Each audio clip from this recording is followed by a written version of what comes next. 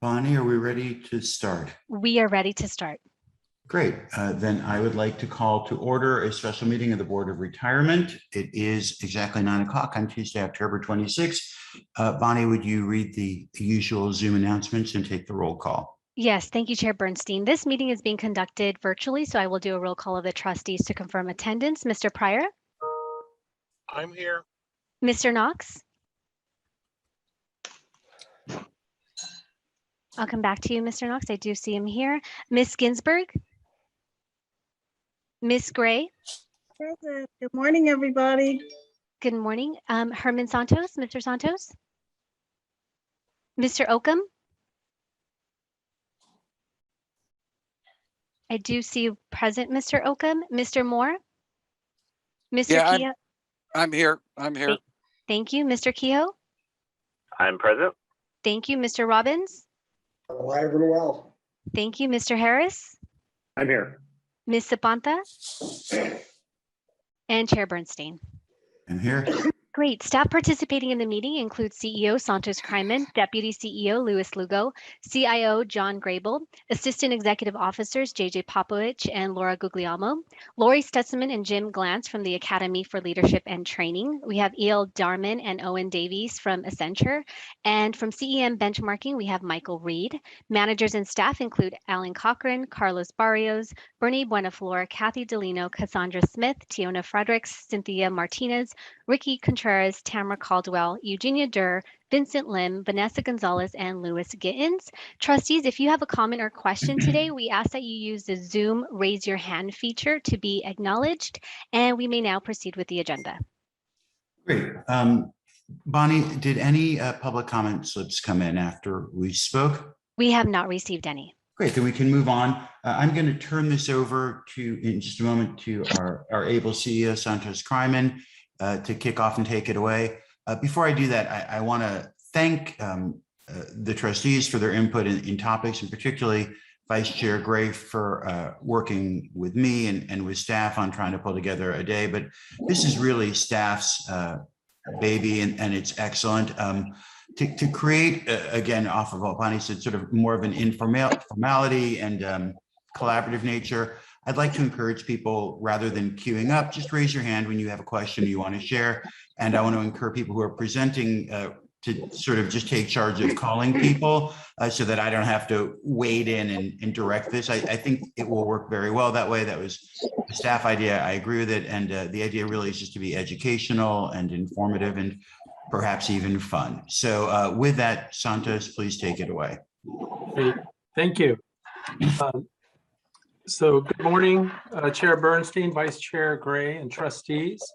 The LACERA staff is excited to present this year's Board of Retirement offsite agenda. Collaboration, input, and feedback from our chair and vice chair embedding various topics was of immense value. Through that process, the staff was able to construct an offsite agenda that puts the member experience at the forefront of our discussions. Over the last year and a half, everyone in the organization has been challenged to think and work differently. Our ability to adapt and remain flexible has been critical in being able to respond to our members' ever-changing needs. Throughout the day, you'll hear how the pension industry, other systems, and LACERA have evolved their customer experience focus. And you will hear about the future opportunities that exist to expand and improve our pension and healthcare service delivery models. In the coming months, LACERA will work collaboratively with your board on the development of a strategic plan that will complement the efforts of John Grable and his investment team to execute the Board of Investment strategic vision of moving from allocator to the best-in-breed investor. I also want to recognize all the hard work of our administrative and back-of-house support staff in admin services, IT, human resources, internal audit, FASD, and the Document Processing Center that come to work and do their job to ensure a smooth running operation each and every day. We could not have arrived here without your hard work and commitment to our members over this pandemic. It's important that I point out that we've done a really good job of focusing in this particular offsite on our members' experience and our service delivery models. But I do want to underscore the important part that our admin people play in executing the strategic vision and implementing a lot of the strategic initiatives that are moving forward throughout each and every day as we try to do our best to deliver exceptional service to all of our members. So there are sort of the unsung heroes, the HR folks that are needed to get our staff in place, and our IT folks have done a phenomenal job, and you'll hear a lot about some of the successes and some of the challenges that they're facing moving forward. And so I wanted to make sure that I did not leave them out, even though this particular presentation and day is really focused on our member services and our public facing and member facing operations. I did also want to make sure that I gave my appreciation to Mr. Grable and his team. They've done an incredible job. Their board of investment offsite was very, very well done. Provided a really good roadmap for where the investment side wants to move forward. And I know that my staff, especially my admin services staff, are going to be in the forefront to assisting him in executing that particular strategic vision moving forward. And so we look forward to working with him and his team to make sure that we make his vision a reality as well. So with that, the goal, I wanted to kind of just let you know what the goals for the day for today and for half of tomorrow will be.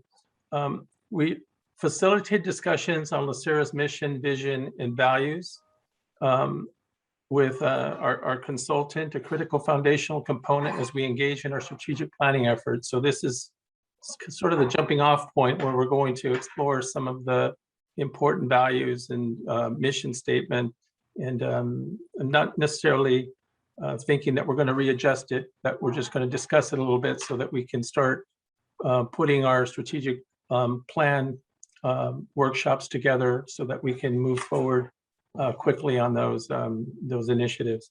The pension industry insights and research focused on the evolution of member expectations around service delivery. How are other retirement systems responding to the changing needs of their members? And so we'll have a really good discussion around what others are doing. And lastly, we'd like to have an in-depth look at LACERA's past and current initiatives around improving the member experience and journey and the opportunities for the future. And so you'll see at the second half of the presentation after lunch, we're going to focus in on what LACERA has been doing over the last few years and where we are now. So it leads to another jumping off point for us as we move into the strategic planning process. So I do want to make sure that I introduce Mr. Lugo. He will be the MC for the majority of the presentations, along with Mr. Popowich. And I do want to thank Laura and her team for assisting with the slides and making sure that the presentations are of high quality. And so with that, Louis, do you want to make some comments? Yes, thank you, Santos. Good morning, Chair Bernstein, Vice Chair Gray, trustees and staff. In the interest of time, please refer to your agenda packet for agenda outline as well as speaker bios. As Santos mentioned, the focus of day one is focused on the member, from having a facilitated discussion on our mission, vision, values, then having our pension industry experts, CEM and Accenture, provide a macro level view of the member experience and various insights. We're going to end the day, as Santos mentioned, with a moderated panel discussion with JJ and really a lot of team members within our member operations groups and across the organization that have either direct or indirect interactions with our members. It's kind of a behind the curtain view. Oftentimes we try to stay at the oversight level, but for today, you're going to get some in-depth knowledge and understanding in terms of how our service delivery has evolved at LACERA. So with the interest of time, I'm going to please join me in welcoming Lori, founder of Extra Mile Marketing, and Dr. Jim Glantz, managing partner and chief strategist at the Academy of Leadership and Training. And with that, I'll kick it to Lori and Jim. Thank you. So Lori, are you, yeah, there you go.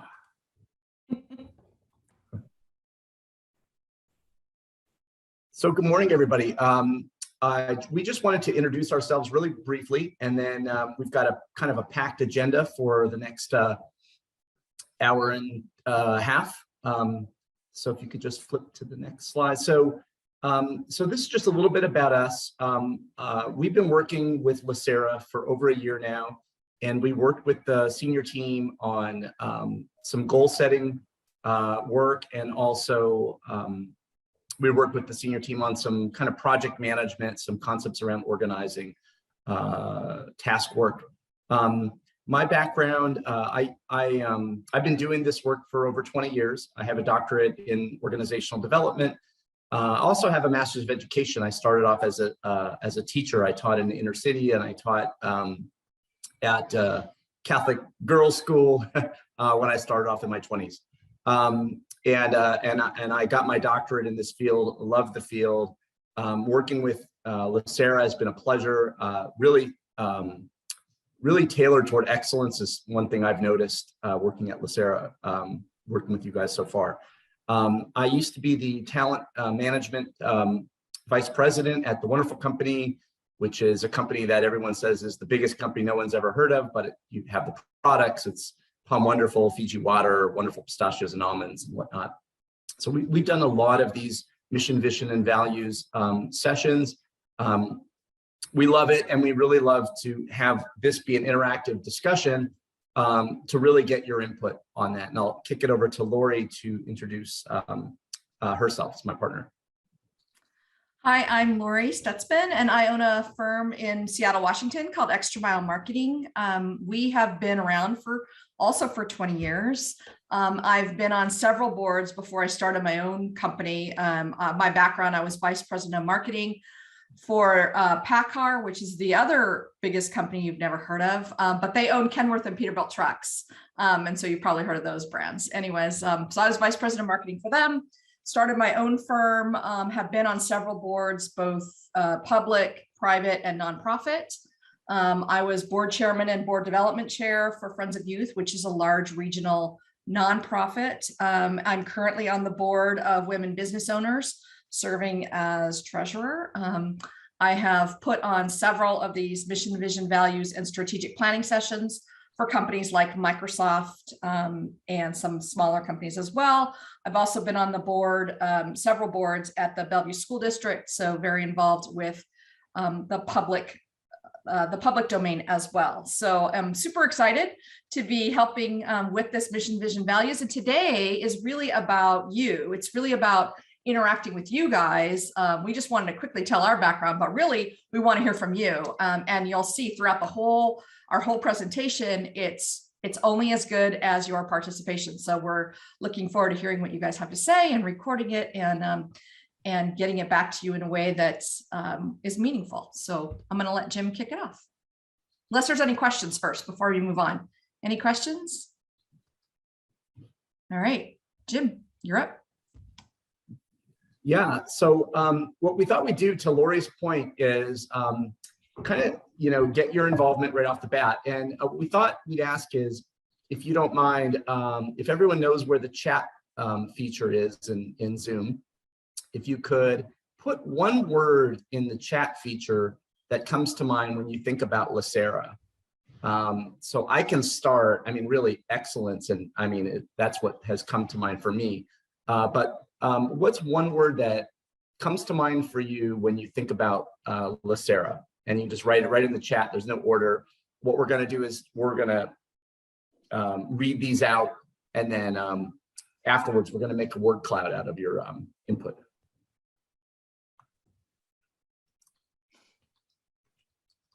So service, security, consistency, outstanding, freedom. Fantastic.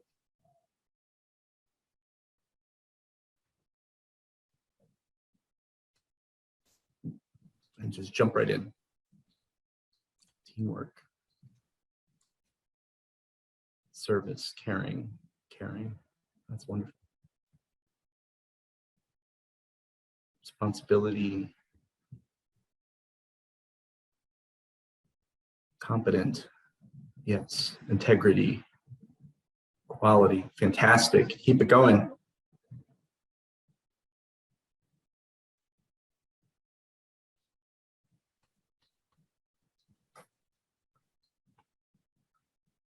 We have about caring, reliability, interactive,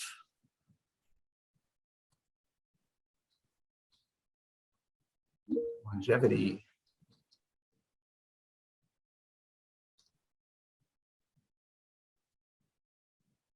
retirement security, good one, ethical, good one, dependable,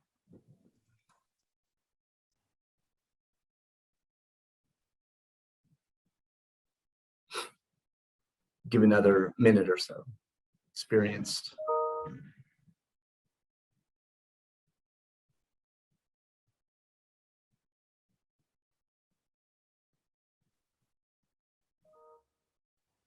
committed. And even if you come up with the same word, that's okay. You can type that in there, because the word cloud, we can make the clouds bigger if they have more words that show up multiple times. Impact, reliable, committed, impactful, sorry.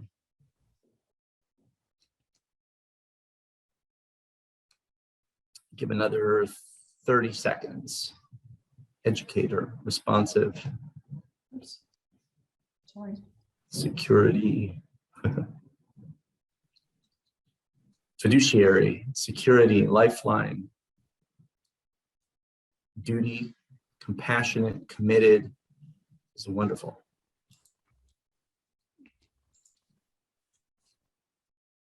Dedicated,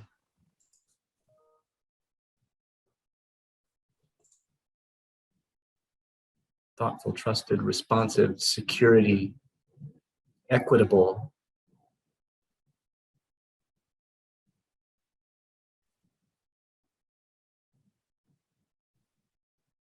this is great. Continue, if you have more dependable, if there are more, continue to jot those down, and we'll keep capturing those words as well. Feel free to use the chat anytime. So we'll be monitoring it. And when Lori's presenting, I'll be looking at it. If I'm presenting, Lori will be looking at it. And that way we can really get, if you have any questions or have any input, we'd really love your involvement in that. And this is great. So it's really inspiring to see. I agree with all of these words, and this will really help us to come back to you with a sort of a word cloud of what are all the board's opinions of LACERA, because it really helps when we start talking about the mission of the organization, and especially the values. This will be really helpful. So Lori, if we go to the next slide.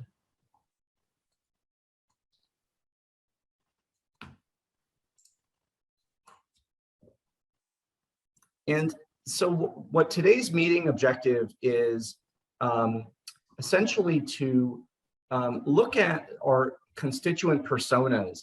And those are, Lori will be talking more about that, but the most common constituents of LACERA, and really try to get in the mind space of how do we serve those people best. Remind us of our mission statement, which I think is excellent. The mission statement is excellent. I think it's good to revisit it. And we're going to then spend some time defining our values, and we'll really want your input during that time. And we'll talk about what the values mean and some examples, and really get your input in the chat on that. Crystallize the vision statement along with roles and goals. And what we wanted to do is kind of tee up the difference between today's meeting, which is the objectives on the left, and a strategic planning meeting, which you're going to be having in a month or two, which really gets at more of a strategic plan, looking at gaps, building alignment. This is what today's meeting will help you to do for that next strategic planning meeting, which will be longer and a little more intensive in terms of getting the goals together for the organization. But this will marry with defining those goals. In addition, we have a little facilitators technique that we use. It's called the parking lot. So you'll see on the lower left, that's the parking lot. The parking lot we use when we have we use it for all of our meetings, but specifically if we've got a lot of material to cover in a fairly short amount of time, there'll be some great ideas that'll come up that everyone will want to get into. Please give us the grace to jump in and say, can we put that on the parking lot? And that is a place where we're going to capture and get back that to Luis so that those great ideas can continue to be worked on outside of this meeting. So as we facilitate, don't take it personal. We're just trying to get through everything in the time allotted. So that's why we use that. So if we look at. Okay, I'm going to jump in then, Jim. Yeah, awesome. All right, so as Louis said in the very beginning, we're going to focus on members. And so we first want to define who even our members are and start thinking about that.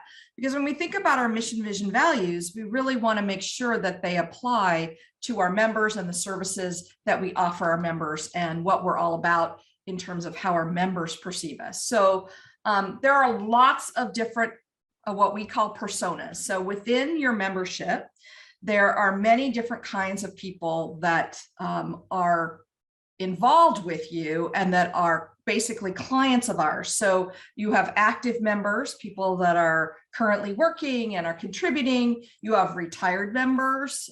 You have like a brand new employee that might come on board, and you have survivors that could be of retired people, could be of people that just passed away and would be active. So we have a number, and within those 4 different major groups, we have a number of different personas. But we want to try this exercise with you guys of at least picking 2 personas that we really get into the headspace so you can see what we're talking about.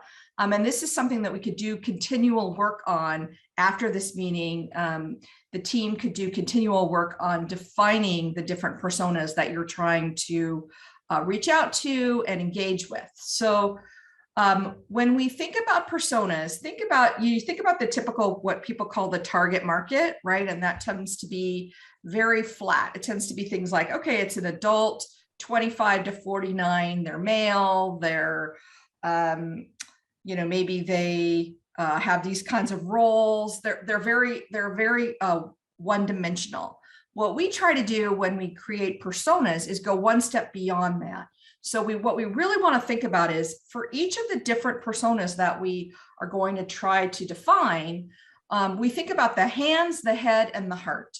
So the hands is, what do they do? So what's their role? What does that role mean that they functionally do all day? The head is what keeps them up at night. Like what are they thinking about when they're laying in bed going, I'm worried about this or this. So what keeps them up at night? And then the heart is, what do they truly care about? So it gets beyond just the surface of what age or gender you are, but it really gets into what are they thinking about? What are they really all about? And what can we do to alleviate some of those concerns or to help them with the things that they care about? So what we thought we would try, and we picked 2 constituents. The executive team helped us pick 2 different types of personas. The first one would be an active member who is transitioning to retirement. And the second one is a retired member that's facing healthcare transition. So for example, they might be thinking about, or they might be getting ready to go on Medicare, but they might need a Part D, or they might need these other kinds of healthcare decisions. So let's start with the active member transitioning to retirement. So this could be somebody who is 59 and they're going to retire at 60. And you can think about the kinds of people that this might be. So this could be a teacher, this could be a firefighter, there's lots of different roles they could have. But when you think about what they do all day, in general, just picture it in your own mind. If you could put into the chat the things that you think of that they do all day. So what are the hands? What do they do? If everybody could list something in the chat, that will be helpful. And then we'll put it on the slide and we can all talk about it.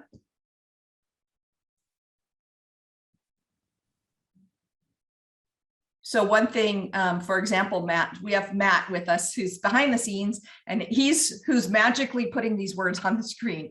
But Matt, for example, they likely they work for the county. They could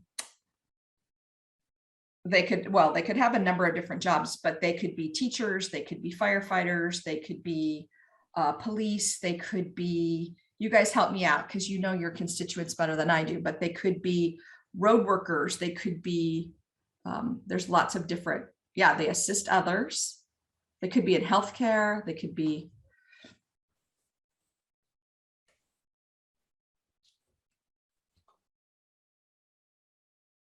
Protect and serve, that's a really good one, yep.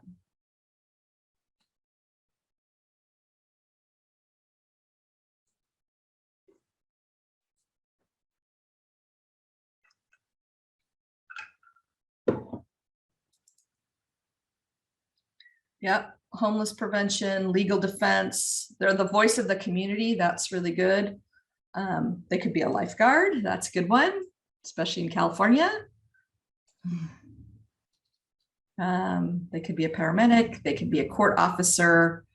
Right. So I think, yeah, that's good. We're going to let Matt keep going, but let's think about the head now. So of these kinds of people that we're talking about, what keeps them up at night? Look, what do they think about at night when they're laying in bed and they're concerned about, you know, so think about their transitioning to retirement so that, you know, they're 59 or they could be 64, they could be any age, but they're transitioning to retirement. So what kinds of things do they think about? Yeah, they think about their family for sure.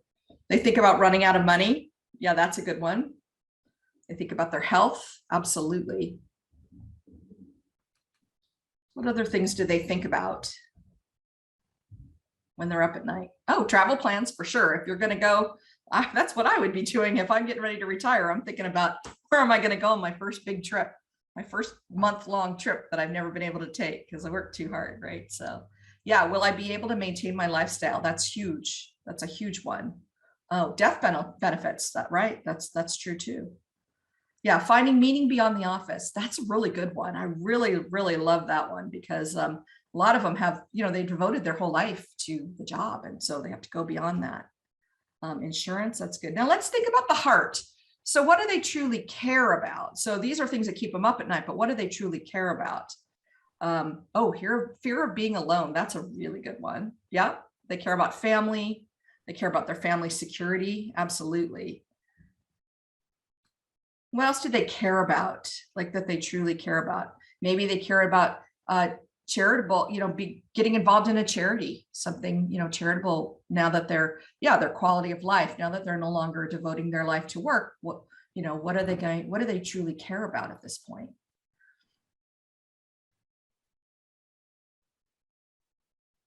What else do they truly care about? The heart, the meaning of their life. That's really good too. Really good one.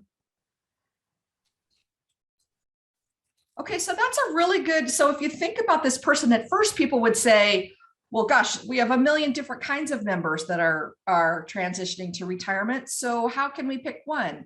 Well, we actually built, now you can see we built a persona right here, even though it could be lots of different types of people. But if we keep this in mind, that this is what they're thinking about, this is what keeps them up at night, this is what their heart's all about.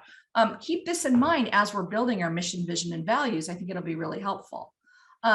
Let's do the retired member that is transitioning to different kinds of healthcare. So potentially transitioning to Medicare or other kinds of things. So they're retired now. They no longer work for pay. They might work, but they might, not for the same reasons. So what kinds of things do they do all day? So let's think about their hands. What do they do all day? So they might think about, it might be things like they volunteer, good one, or they might play with their grandchildren, or caregivers, perfect, Laura. That's exactly what I was thinking. What else do they do all day? If they're retired, they're transitioning to maybe Medicare, so they're probably around 65-ish. What kinds of things do they do all day? They might do hobbies that they've always wanted to do. They might become a painter or a writer, or things that all of a sudden they have time to do that they didn't have before. They golf, good one, yeah.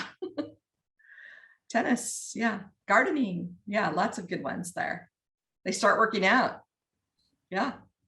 They start a new job. Good one, JJ. That's probably really true. A lot of people, think about it. They become a consultant because they want to work full time, but they want to be able to still, use their skill set. So things like that. All right, let's think about the head. So if we think about what keeps them up at night. So these people, what keeps them up at night?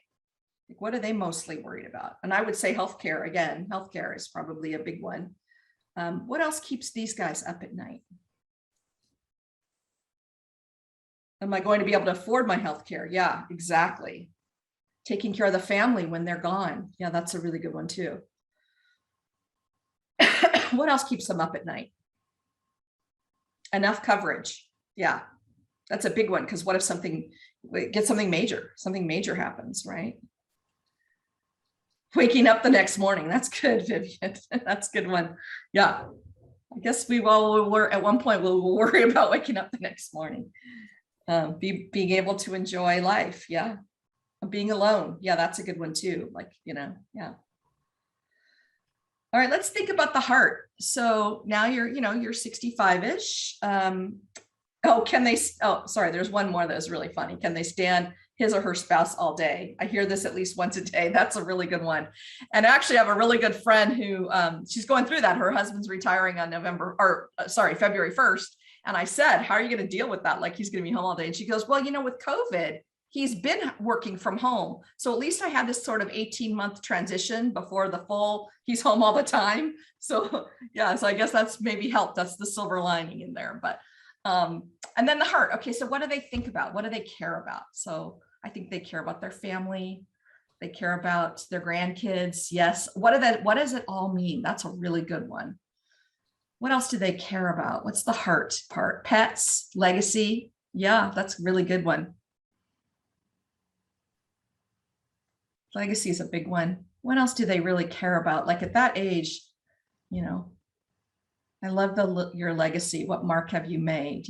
Have I left this world a better place? Kind of thing.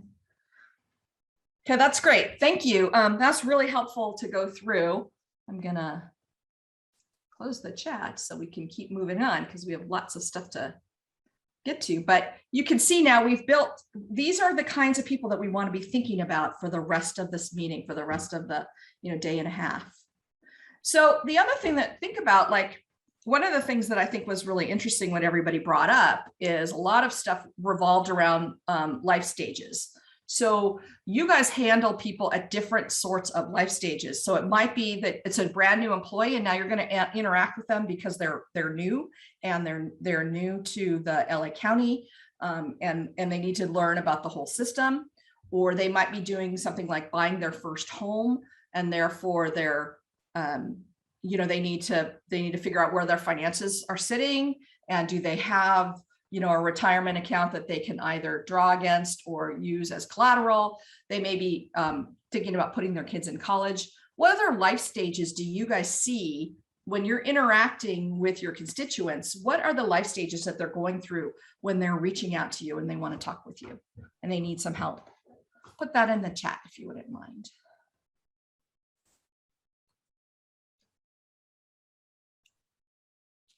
What are some other life stages that they might be going through?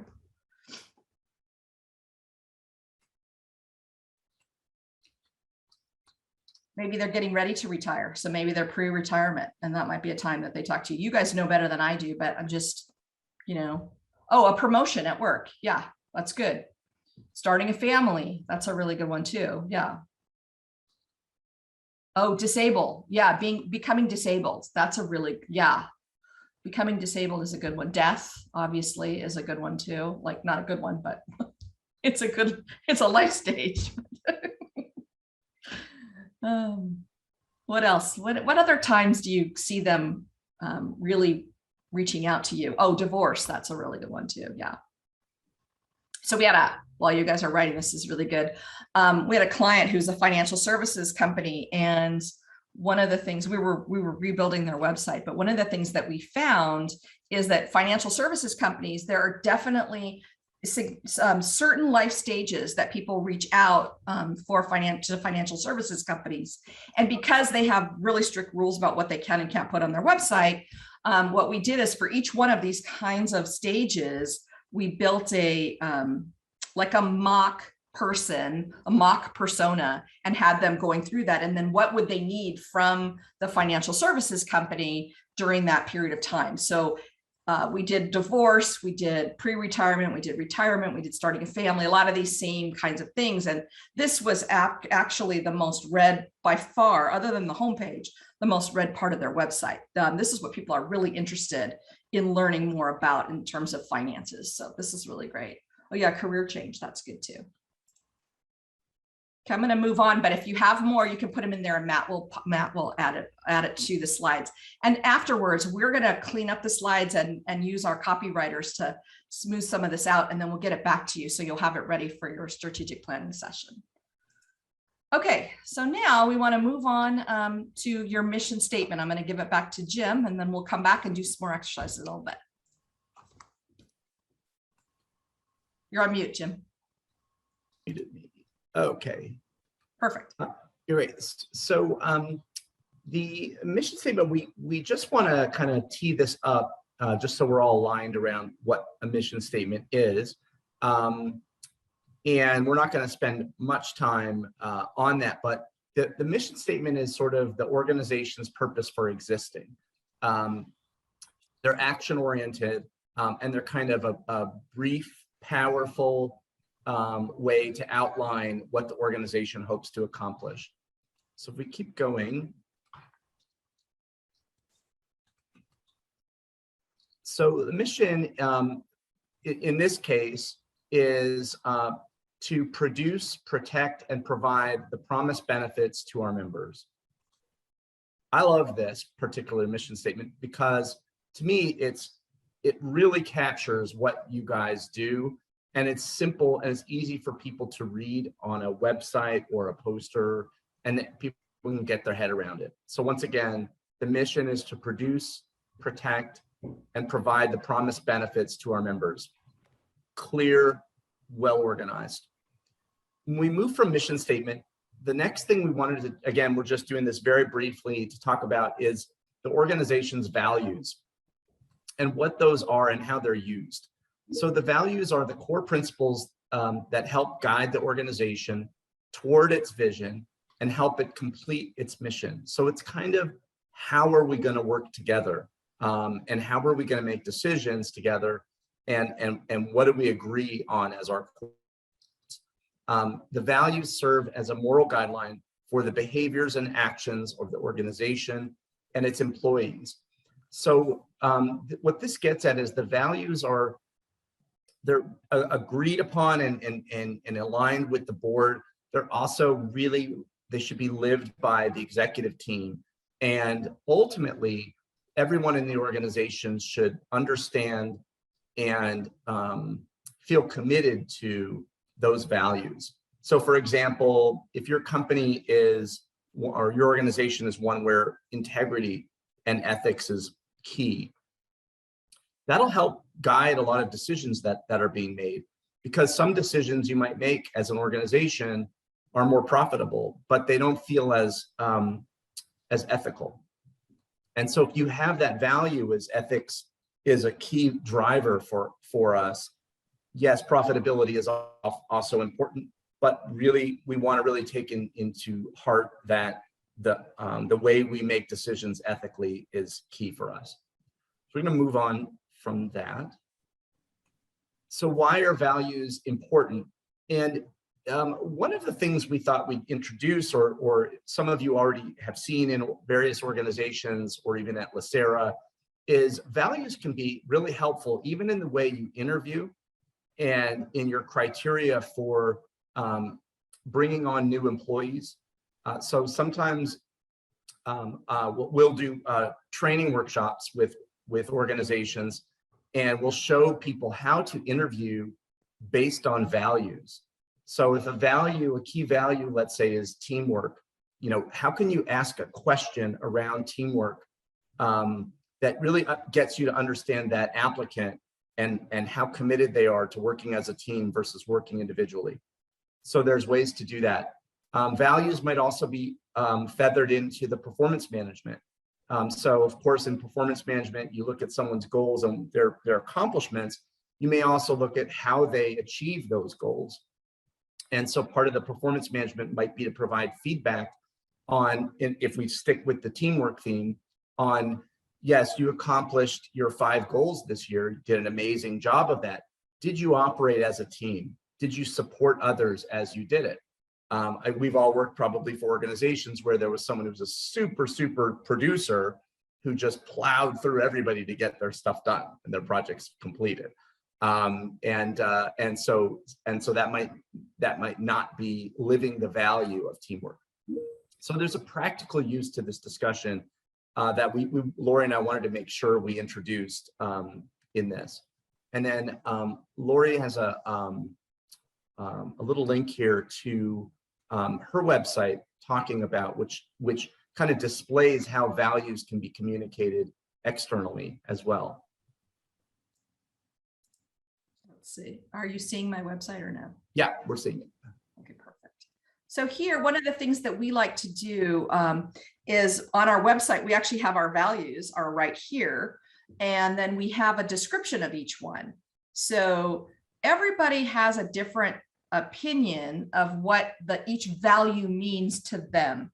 And one of the things that we want to do is get some alignment around each of your values and make sure that we're all in sync in terms of what that means to you. So for creative, for example, we talk about creative to us means brainstorming, whiteboards, coffee. These are the tools we use to paint your story. Getting the message to stick with your audience is what we do, right? So it's not about creative for creative's sake. Like you see some, like for example, you see some commercials out there that they might be really creative, but you have no idea what they were advertising. And so for us, that doesn't work for us. So when we're working with our clients, we want something that will have a message that the constituency or their customers will remember and will want them to take action on. So SMART, for example, we think that it's important to have everybody everybody that's in our group has to sort of be a geek. Like we're all about numbers and metrics and reporting and things like that, because it's great to have lots of opinion about marketing, but really marketing comes to life when you can prove that this type of action produces this type of result. So we like to make sure that everybody, we call ourselves all marketing geeks, which we really are. I was actually on the math team in high school. So yeah.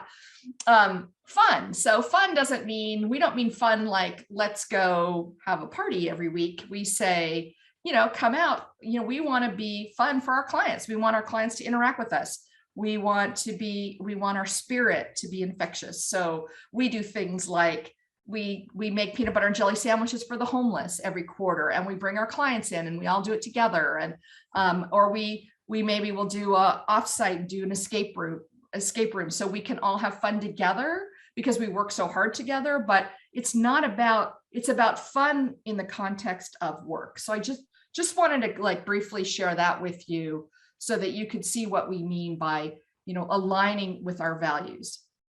Whoops. Yeah, I want to close those. Okay.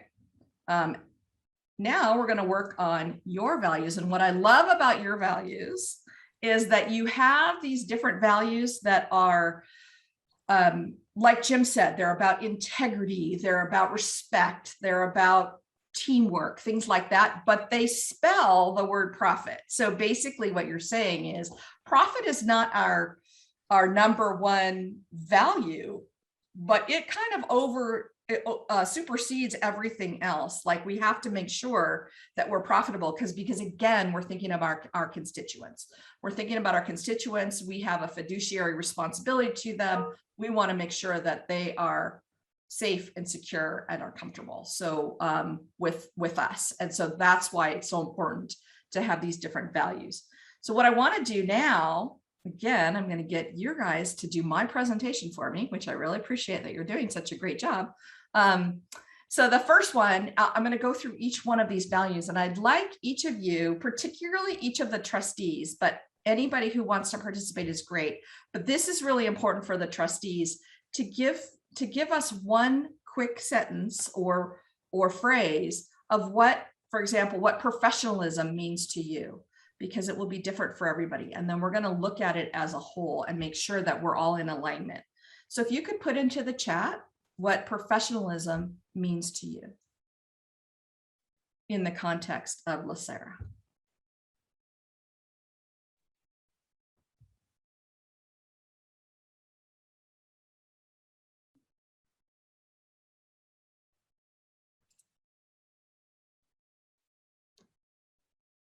Transparent communication. I love that one. That's a really good one.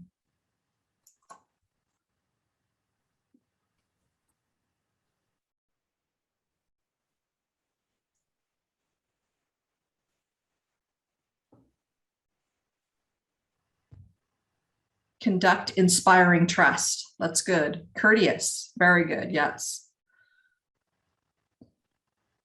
I always say when I'm hiring people, I can't teach you manners. I can teach you functionally how to get your job done, but I can't teach manners. I can't teach courteousness.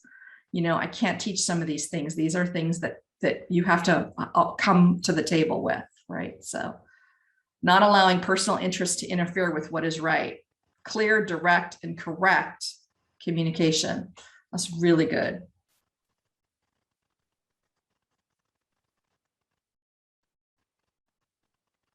What else does professionalism mean to you?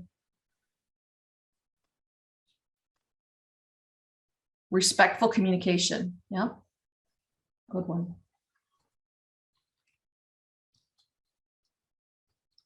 And what I like about this is most of you are thinking about it in terms of interacting with others and communicating with others. So I feel like we do have alignment in terms of professionalism when it comes to communication and interacting with others. That's really good.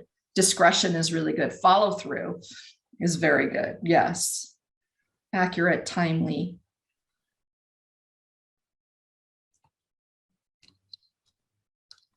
Acknowledging others' points of view. Very good. Yes. You never know. You might actually wind up learning something from somebody else, you know. Again, that's you know, surrounding yourself with smart, capable people. Appreciation in a respectful way for different opinions. Absolutely. Dress like you care. You know, it's interesting. I just interviewed somebody and he was on his final interview. We were all excited and he came with a baseball cap on backwards and a sweatshirt on his interview. I was like, that's your best foot forward, huh? I don't know about that. So yeah. And these are great. Really great. Okay, we're going to go to the next one. Our team, as I mentioned, our copywriters are going to take these and trying to put them into a few sentences for you that you can select from when you're doing your strategic planning. So we'll go a little bit deeper in this, but let's go to the next value that you have, which is respect. What does respect mean to you? So if you could put that in the chat as well now.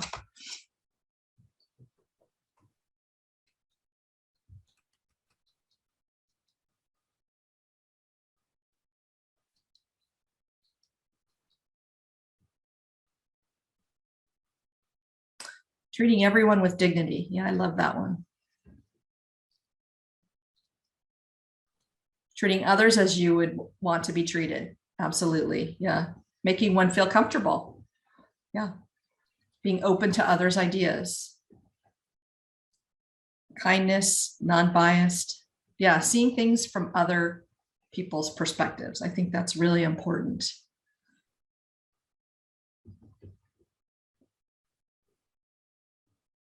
Non-judgmental. Very good. Valuing others. Everybody has something they can bring to the party. I like to hire people that I think are smarter than me to be around me, because then I can hear what they have to say and I value their opinion. That's really important.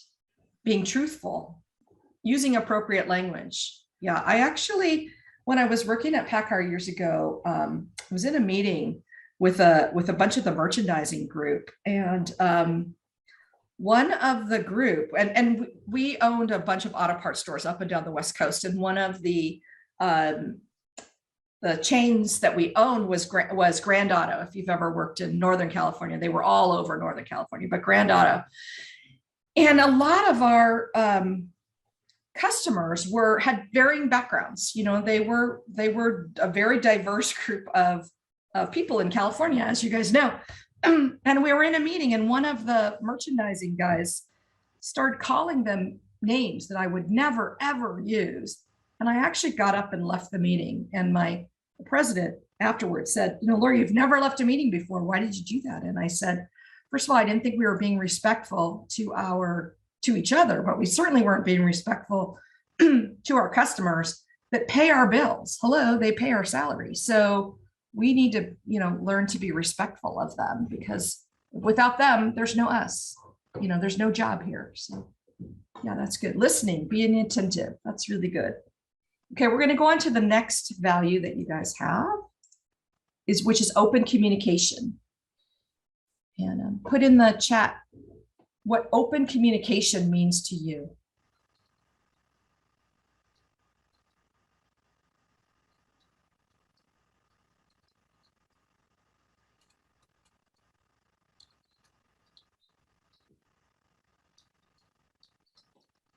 Empathy. Yeah, that's really good. Being empathetic to others and what they have to say, and listening. Oh, JJ, that's great. Honest, transparent, clear, conversational, so we can all understand. We always teach people to tell stories, because if you say something that's a little bit complicated, but you follow it up with a story, that's going to help them understand it and be able to relate to it a lot better. Two-way dialogue. Yeah, very good. Non-judgmental, non-judgmental, being clear. Yeah, these are great.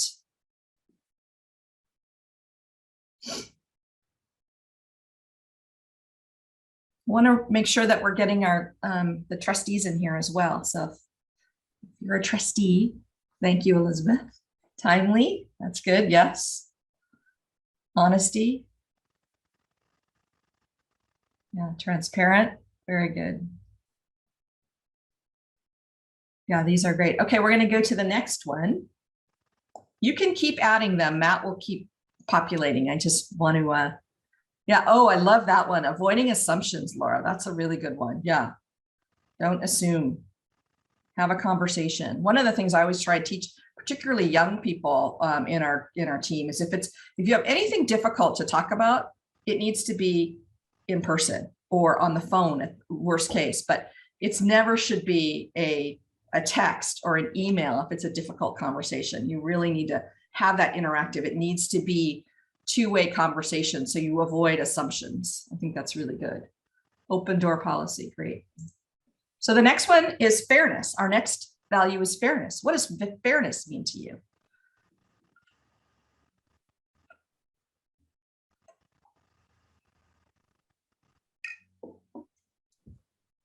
Equitable, yes, good.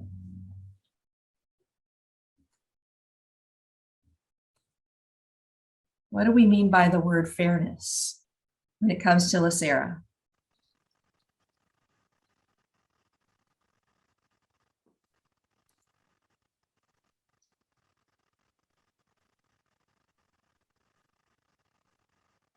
Doing what's right. Yeah, I love impartial justice. That's a great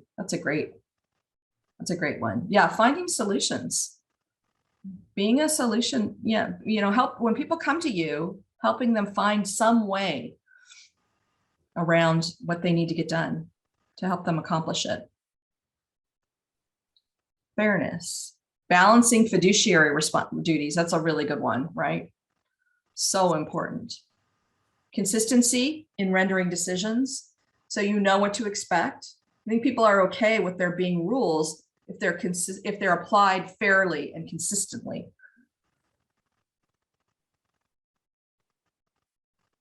Acknowledgement, that's a really good one too. Acknowledging what other people have to say, what their concerns are. Again, if you're thinking about, you know, our personas and what's in their head and what keeps them up at night.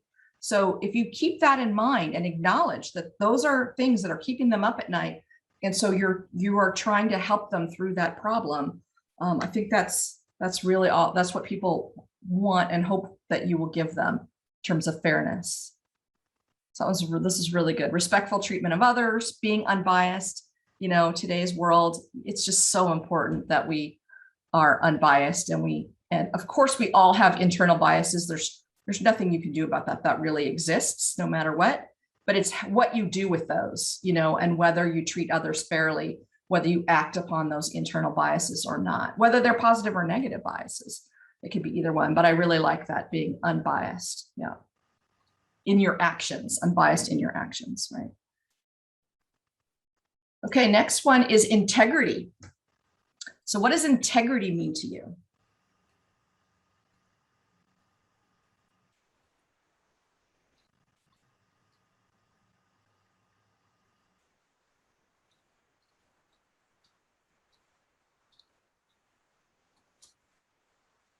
Yeah, doing what you say you're going to do. I think that's huge. Being honest, being respectful, yeah, being trustworthy, fulfilling your promises. That's a really good one. Yeah, trustworthy is, yeah, going to be a couple of times, I think. Honesty. Oh, I love that one, Vanessa. Always doing the right thing, even when no one is looking. That is true integrity, right? So being consistent, absolutely. Again, being consistent. People are okay with rules, but just be consistent. I love moral compass. You know, make sure you have one and follow it, right? Yeah, your word is your bond. Yep. I love being a good example too. That's a leading by example is huge. That's a really great one. Yeah. Making unbiased as much as possible decisions based on facts. Yeah, it's really good. Okay, we have one more, but you can keep writing in there. Make sure that you get heard on these. We want to get everybody's thoughts here. And then teamwork. Teamwork is our last value. So what does that mean to you? What does teamwork mean to you?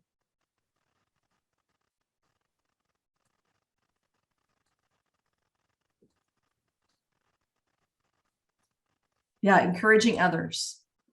I love that. You know, being a mentor, being inclusive. Yeah. Working together towards a common goal, lifting others up. I really like that one. Yeah.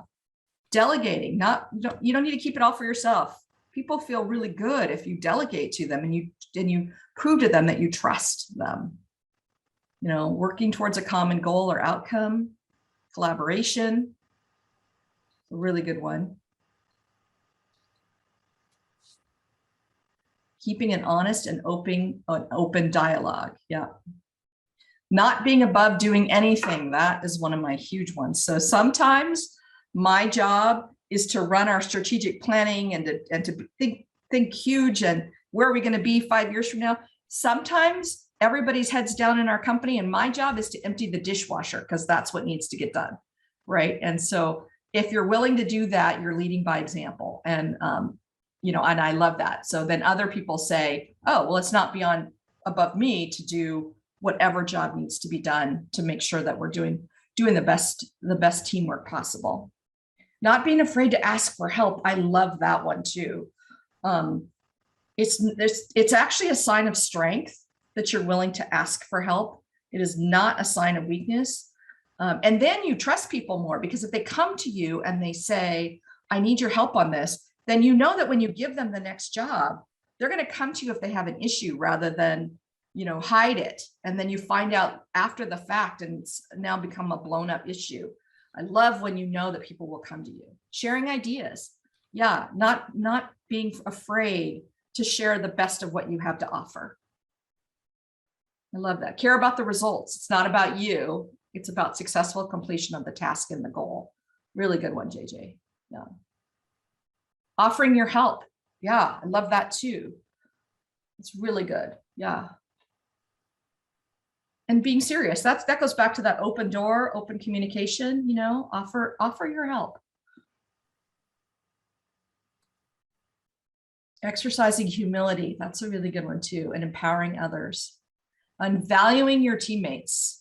Yes, valuing the fact that they may know something completely different than you know, and you're going to get the best result when everybody comes together. It's one of the reasons why one of our values is that we like to use whiteboards and be creative, because when you have a whiteboarding session, you get all of this great energy that comes out of the group, and you can come up with the best possible solution. So these are fantastic. So we're going to take each one of these, we're going to put them together, and we're going to put a couple of options for you so that you can look at them. And we'd really like you to get to the point where you have, okay, teamwork to us means this, so that when you bring it to the greater team, everybody knows what you mean when you say the word teamwork. So this is terrific. Thank you. So we just went through a lot of what our values are. Are there other values now that we've had a chance to think it through and you've participated? Are there values that we have not included that we really think we need to include another word in there? And if you have that, go ahead and put it in the chat and we'll capture it. And then are there any values that we just talked about that you think are no longer essential? And are there ones that maybe based upon the descriptions that we gave, maybe we don't have the right word? So for example, we used to use the word organized as one of our values. And what we found when we all did this exercise and we came up with the one-liner, what we found is a better word for us was meticulous, because we're not just organized, we're hyper organized, like in our firm, and everybody has to be hyper organized because we have different clients and they have different needs, and we are their voice in many cases. So we can't have a misstep. We have to be so organized about it. So we found some other words. So if there's other words that you have found that might be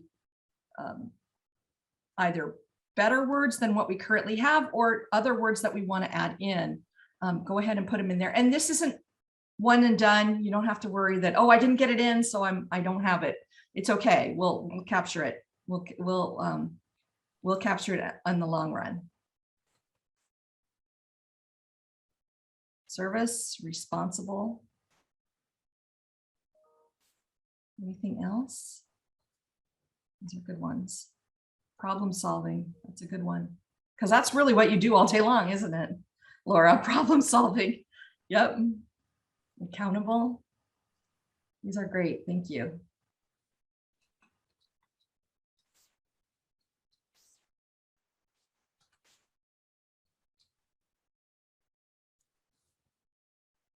Okay, I'm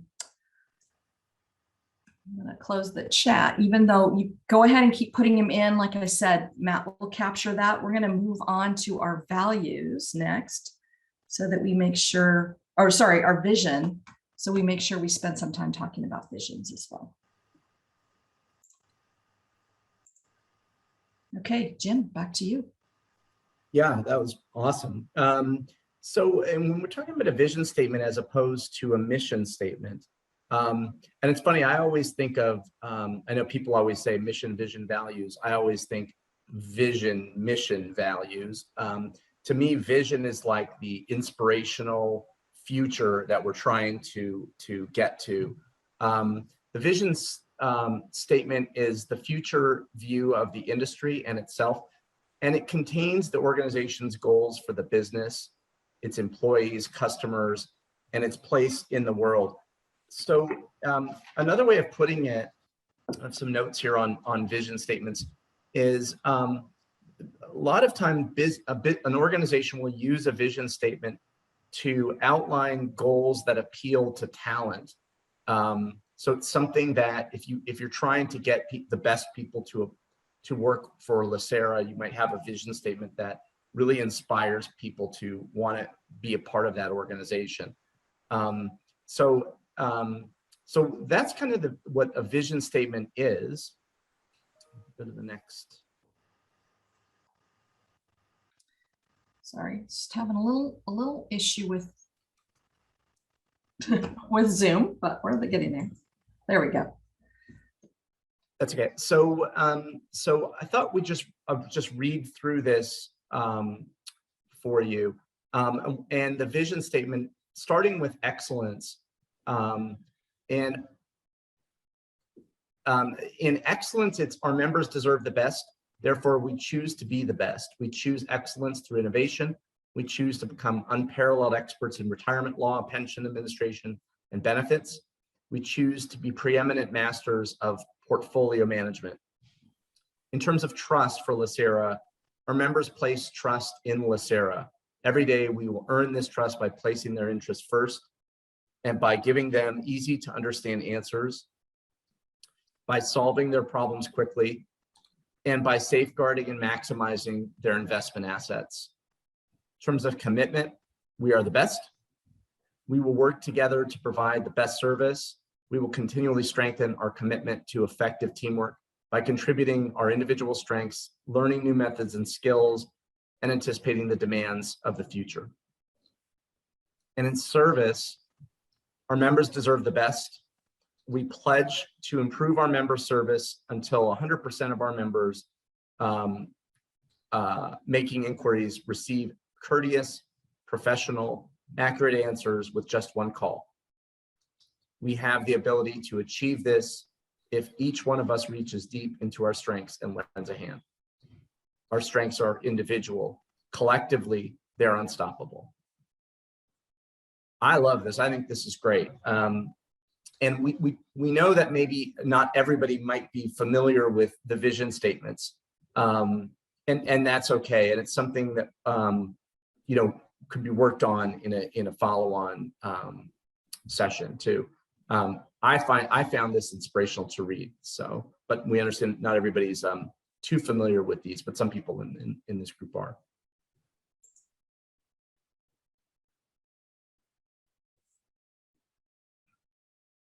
Lori, I think you were going to talk about board roles and responsibilities a little bit. Sure. Yeah, so based upon the vision statement, we want to really talk briefly about board roles and responsibilities versus staff roles and responsibilities. And what we did, we talked with your executive team about this, and they said, it'd be really great if we could have sort of some guidance around what the roles and responsibilities might be for our board, for our executive team, for our staff. And I did some research on this to really find what I felt was a like-minded groups of LACERA and what their roles and responsibilities were. So the standards of practice, as I read about, and we know these things from working with teams, but I really wanted to get some expert opinions here. So the roles and responsibilities of the board would be things like establishing the mission, goals, and policies of the organization. So that's what we're working on right now, what we should accomplish and how we should conduct ourselves in the process. And that's our values that we just talked about. Develop a long-range plan for the organization, define our strategy and a time frame for achieving our goals. Ensure the long-term financial stability and strength of the organization, and particularly because you have a fiduciary responsibility, this is a really big one for the board. I know every board I've been on, the number one thing that we concentrate on is right here, is the fiduciary responsibility. Ensure the long-term organizational stability and strength of the organization. So bring in the individuals that you need with necessary abilities to lead and manage the organization into the future. So not just for today, but identify gaps, identify where we maybe are going to need some help coming up, and then making sure that we have the right people in place for that. This generally relates to the either executive director, president, CEO, those kinds of roles, but it could also be very senior management, anybody in the C-suite. And then maintain the integrity, independence, and ideals of the organization.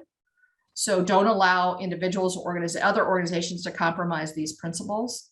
This is really important, especially we just talked about our values. So not letting anybody sway us from those values that we set. The values you set today should likely be the same values you have 10 years from now and 20 years from now. Integrity is integrity.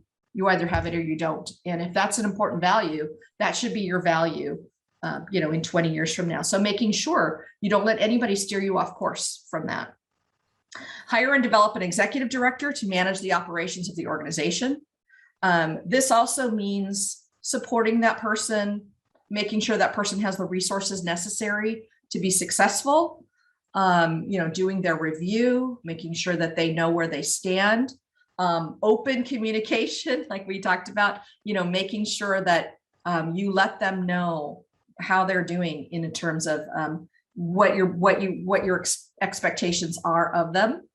And then exercise management oversight of the executive director. So approving annual budgets, reviewing operating and financial results, auditing for compliance with internal policies and external requirements, and then reviewing performance against goals with the executive director. Is there any conversation we want? This was not meant to be a be all end all. This was just wanted to give you some advice that came from expertise in the field. Any questions around this?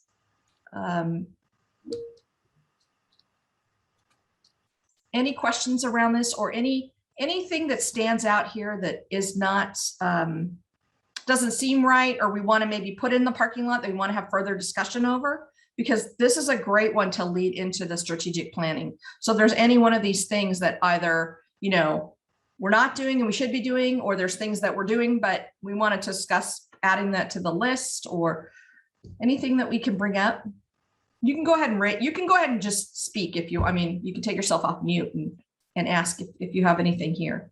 So we want to make sure we get your thoughts on this as well. This is just a jumping off point. This is a starting point. Anything here? I would just emphasize the fifth bullet. That's really, really important to this organization. I think that's pretty obvious to most of us here, but I think that needs to be recognized and acknowledged. Yeah, good one. Any other one that really stands out that you feel like we want to make sure that we emphasize, acknowledge, or things that we want to add to this list, or for future discussion? Not necessarily are we adding it today like for permanence, but just to have discussion over.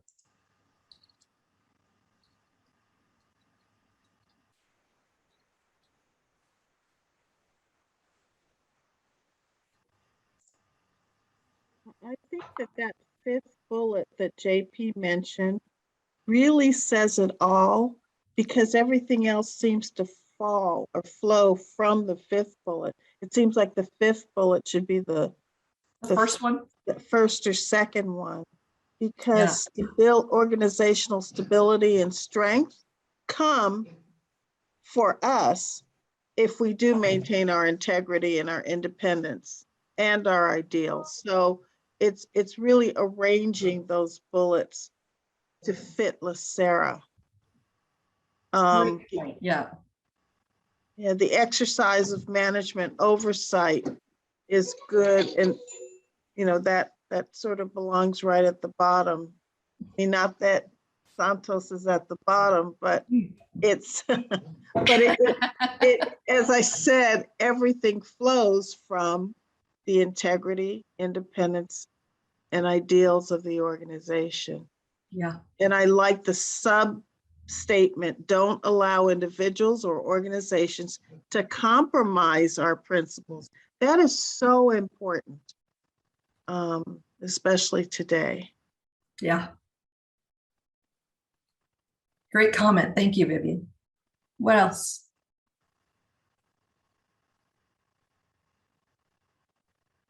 These are great comments, and we can reorder these. Are there other ones that are out of order? Oh, so Stephen Rice says fiduciary duty should be specifically mentioned. Yeah, I think it's in bullet 3, but we can make sure that gets included into bullet 3, the fiduciary duty. Yes.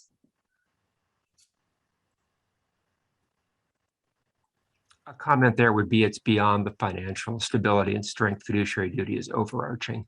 Yes, good point. Yes, thank you.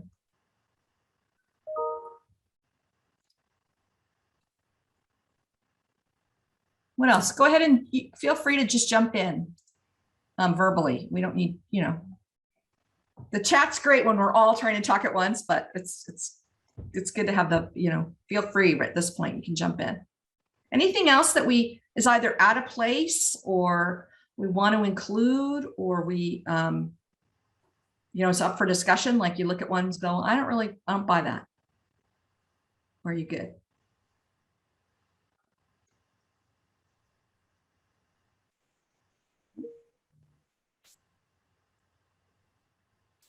Yeah, so Alan said, I think there is some basic stuff that we do that needs to be spelled out, like approved disabilities, approved budget, pay bills, unless that is not the standards of practice and belongs elsewhere. So some of those, I think we should definitely put that in the parking lot to talk about further.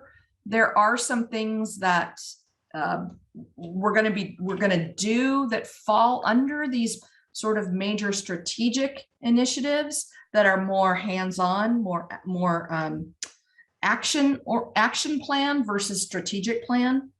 But I'm not the one to make that decision. So let's go ahead and Matt, if you just grab that and put it in the parking lot, that would be really good. Can I say one additional thing? Of course. The sixth bullet, hire and develop an executive director. I don't even think that belongs there because we have exercising management oversight of the executive director. And hopefully when we hire an executive director, as we did, he's come already developed. So, I mean, we wouldn't have done our duty in the hiring process if he wasn't developed. I mean, yes, that person has to be a quick study in terms of understanding our organization, but I don't think that it's necessary to put that. It's more specific to the operation of any organization to hire and develop an executive director. But the last bullet says it all. Yeah, that's a really good point. Again, I think that hire and develop an executive director falls under action plans, not strategic plans, right? It's an action item.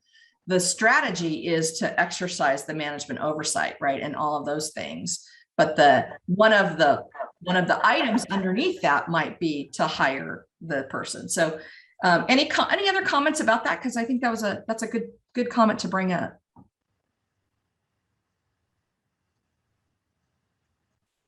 Anybody want to bring up any other point about that? I might just comment that I don't have a problem with the bullet, except it's too narrow. I might feel better about it if it said hire and develop an executive team to manage the operation of the organization. I don't want us to just focus on one individual and then that person falls off the face of the earth. We're sitting there going, well, now what do we do?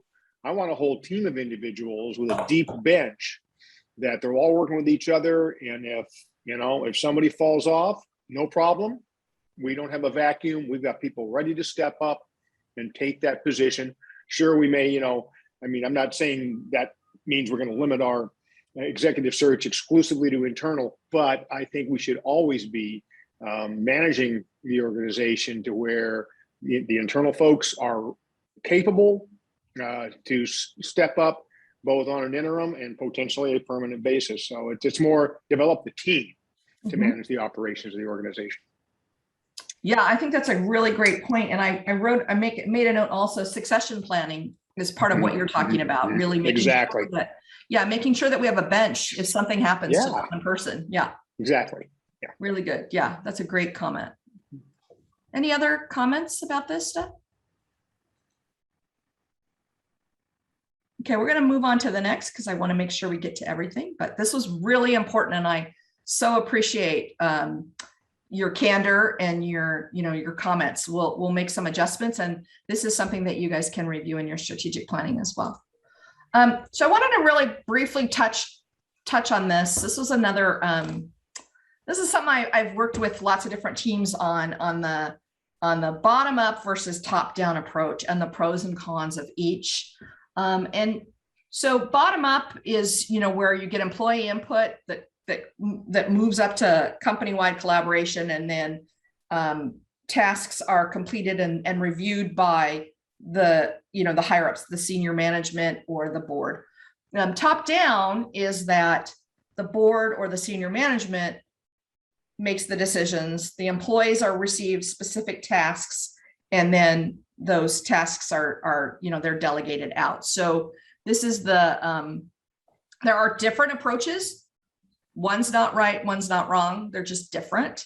So I thought I would share some pros and some cons. So the bottom up approach, some of the pros of that is that it motivates the team because it gives them a voice, right? It makes them feel like this is their company.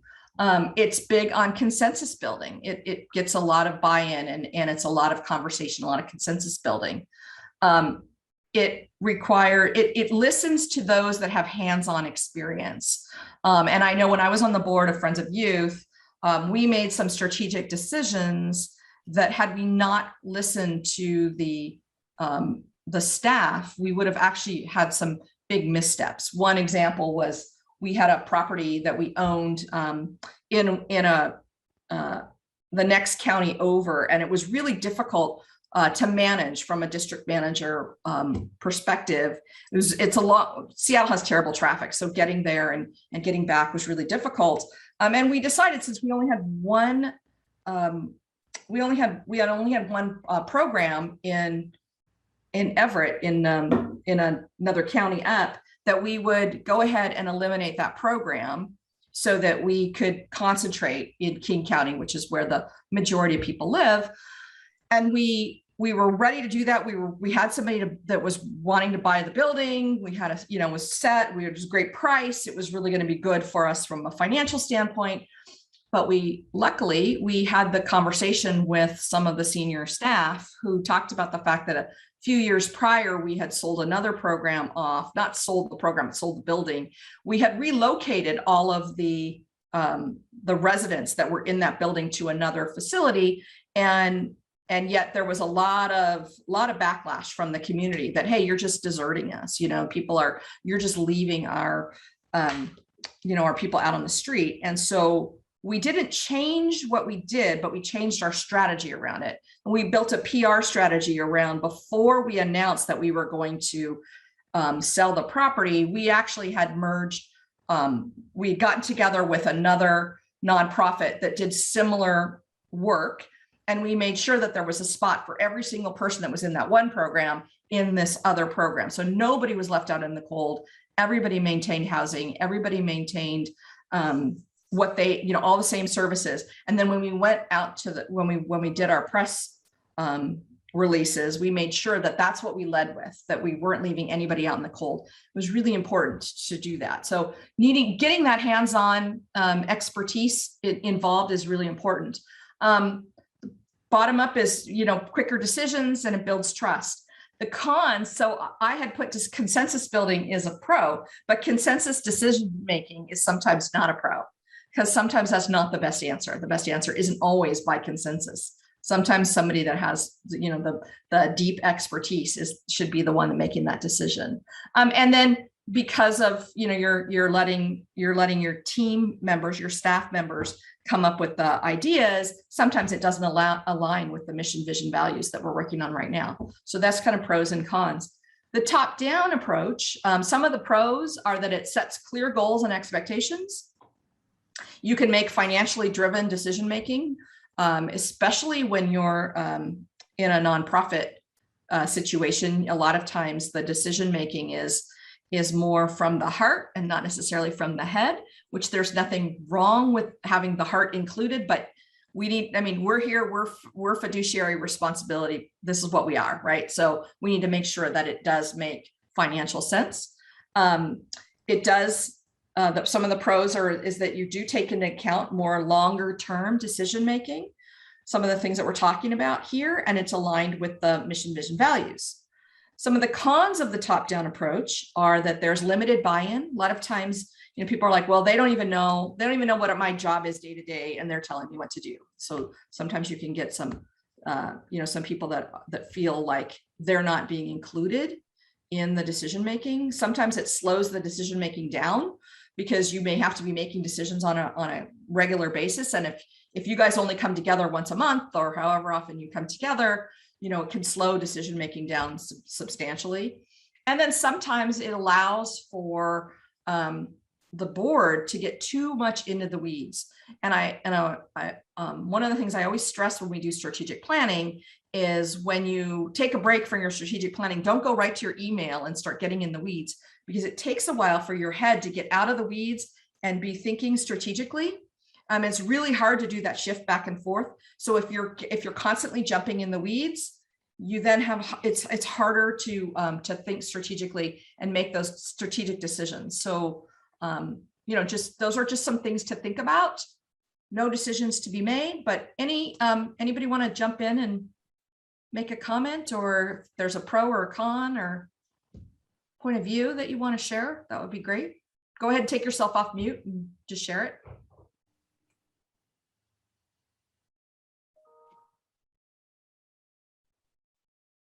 Anybody want to share? You guys have been so good about sharing this whole time. I stumped you, right? Nobody's going to share now. Lori? Yeah, Laura. So we're not limited to one or the other either, right? Absolutely Some not. decisions Yes. can be both. That's right. Good point. Yes. Some decisions are more appropriately made top down. Some decisions are more appropriately made bottom up. And one of the things that is going to be, I think, is something that you guys could work on in your strategic planning. My recommendation would be to delineate between action plans and strategic plans. And the board should really be focusing on strategic plans, longer term vision, bigger picture strategic plans. And usually the executive team and the staff will worry about the action plans. Of course, they have to develop those action plans, and the board has an opportunity to review those, but usually that's how it's delineated. But it can be a mix and match. For sure. Any other comments? I have a comment. Yes. So I think the first premise is that the tail should not be wagging the dog, but at the same time, buy-in by staff, frontline staff, is very important. It's important because morale is important. Morale is important because morale is deeply tied to our level of performance. So I think a hybrid approach is best. Yeah, great comment. Yeah, that's very true. It's really important to make sure that your team feels like they're being heard and that they're a part of the process. Yeah. Another comment? Santos, did you have a comment? Yeah, I was just going to say that I don't think there's any doubt that there's going to be a combination of the two, especially in the creation of the action plans, where the local knowledge or the line knowledge is going to be incredibly important to determine not only timeframes, but the actual steps that need to be taken in order to implement the board's vision and the board's strategic direction. So the strategy part of it is something that we are all looking forward to doing, because there had been a lot of strategic initiatives that had started several years before that we're just now getting to the execution part of it. And going from, those strategic initiatives that this board approved years ago, to trying to figure out what that next level of service delivery is going to be incredibly important. And it's going to be incumbent upon staff and the executive management team, the senior management team, to work together with the board in order to identify the proper timeframes, the proper action plans that are going to be moving forward. Setting those priorities is going to be number one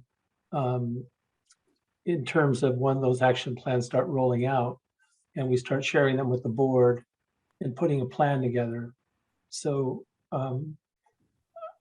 it's definitely going to be a hybrid approach, a top-down approach and a bottom-up approach.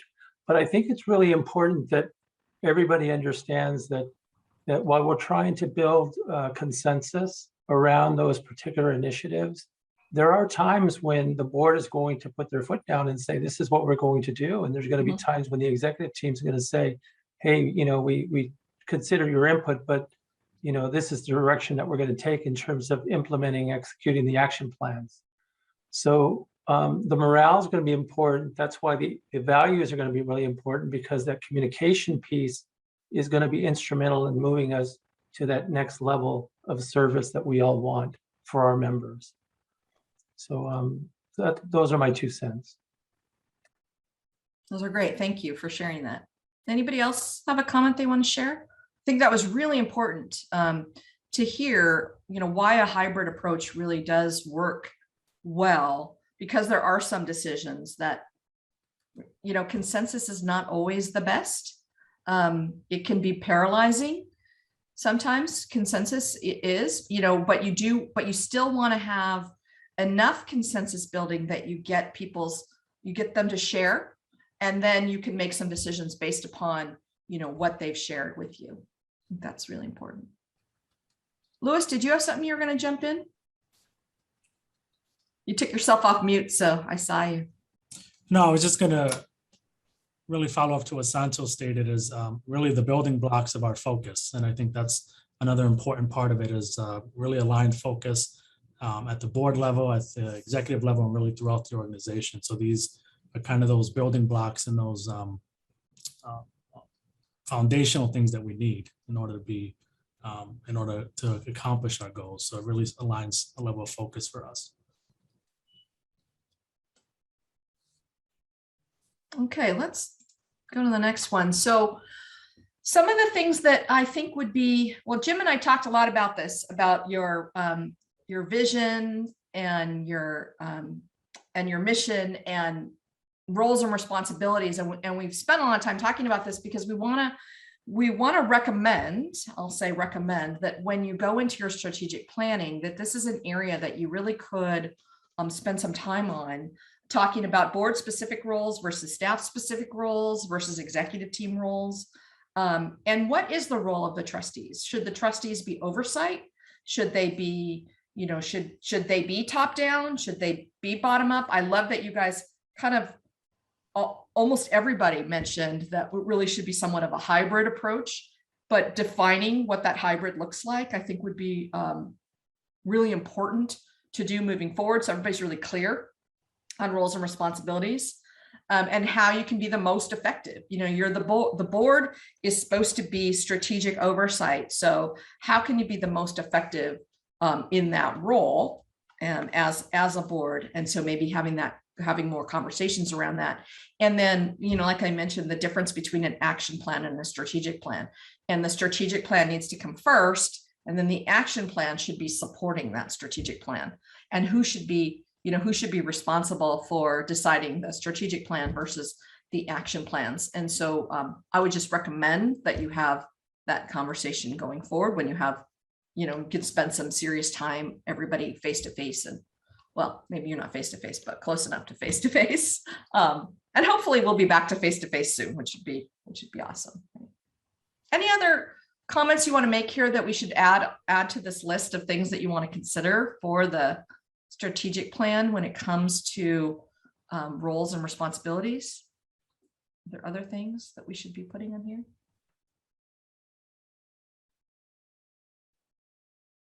I just want to make sure everybody got heard if they wanted to say something.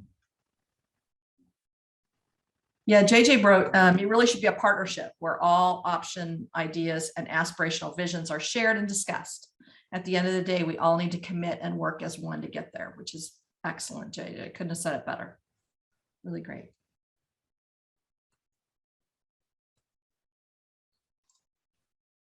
Okay, wow. I don't think that trustees should be oversight only. And we've always had this, I guess it was a common saying, noses in, fingers out. I think that as trustees, we have to see what's going on. We depend on upper management, particularly our CEO, to be able to define what the pulse of our employees are, how they're feeling, all of that in order to have a good working organization. But there has to be interaction between trustees and management with respect to how we're putting things together.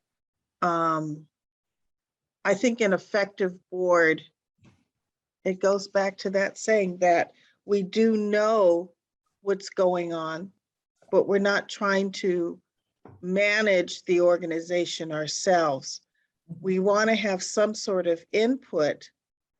And I think it goes to what Santos says is, yes, we want to have input, but the ultimate decision with respect to what's going to happen within our organization falls on our executive director. You have to take the reins and say, I appreciate your input.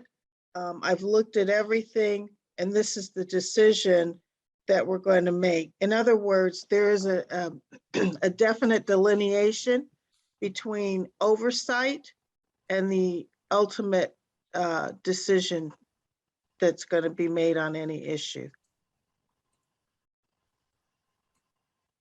Yeah, love that. So the delineation between oversight and decision-making, I think is really, for more discussion. Where is that line? Where is the handoff there? That's really good. Yeah. But Lori, to add to what Vice Chair Gray said, and to sort of reflect on what Mr. Rice said earlier about our fiduciary responsibility, our day-to-day role is oversight, but ultimately we are responsible. We are the fiduciaries. So it's a dance between the two. I completely agree with Vivian on this idea of nose in, fingers out. But at the end of the day, when the state comes to investigate, they're holding us responsible for whether things were done correctly or not. So it would be, on a broader level, not accurate to say that our role is oversight only. We have a fiduciary responsibility. Yep. And I see that Mr. Robbins wants to speak. And again, people can jump in or put hands up. It's all good. Les? I agree with Alan's comments, and I agree with Vivian's comments as well. Sometimes there's a very thin line between oversight and stepping too far over that thin line. Having said that, in the past, when we've had board offsites, we've had a high degree of participation from our upper level management and our division chiefs and those individuals that carry out the duties every day. So far today, I'm not seeing that. And I think the best way you pay homage to your employees is to get them involved in these offsites so the board members can hear from them directly. That's a lot more important to me than hearing from an outside consultant that really doesn't know much about LACERA, what it is, what we do, how we do things. So I think you get a buy-in, as one of our staff members alluded to earlier, you get a buy-in from your staff by involving them in the discussion and letting them put on, in my opinion, a significant portion of this two-day conference, so two-day offsite, whatever we want to call it. To me, this is to benefit board members, to give them a better understanding of what we do, why we do it, and how we do it. Management can get together with upper level managers and do their own thing, division chiefs and everything else, and hash out those roles. But I think board members need to, I think we benefit greatly from seeing and hearing from our own staff. We have a lot of very talented people and very committed people and long-term employees at LACERA. I don't want to get to the point where they feel like they're being left out of the equation.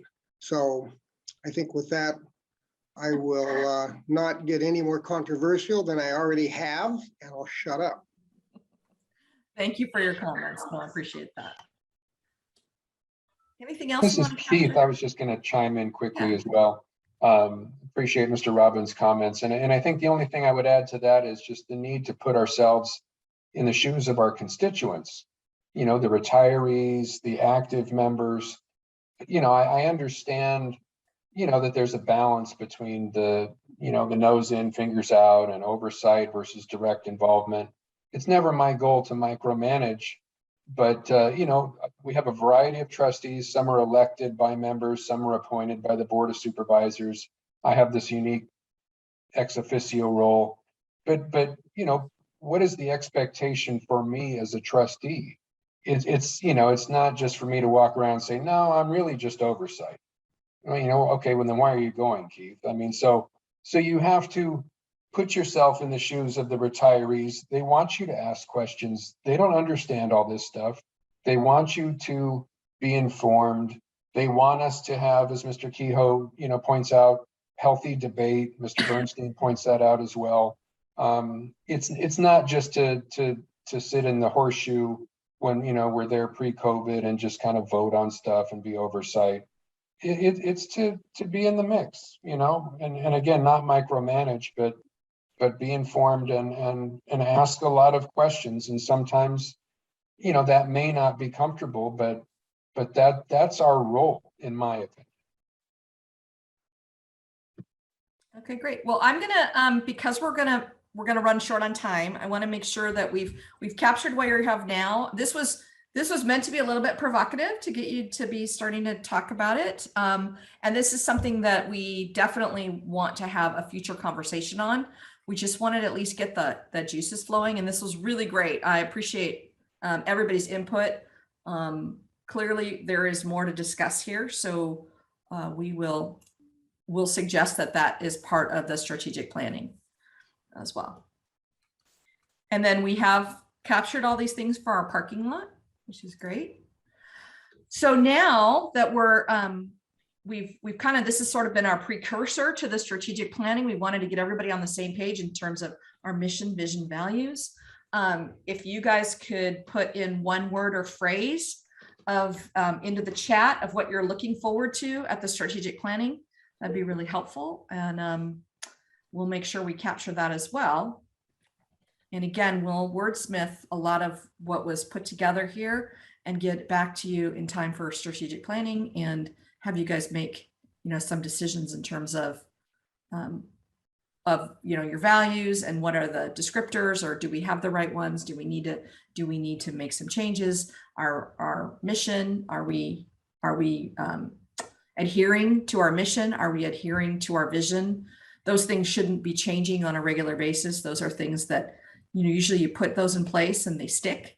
And so you have to look at all the work that you're doing and the goals that you're setting and make sure that they align with those mission and vision and values. And that's why we spent the time reviewing that today. So you'll be all set for strategic planning. This is great. So things that people are looking forward to is clarity, relevance, you know, sustainability, direction, situational awareness,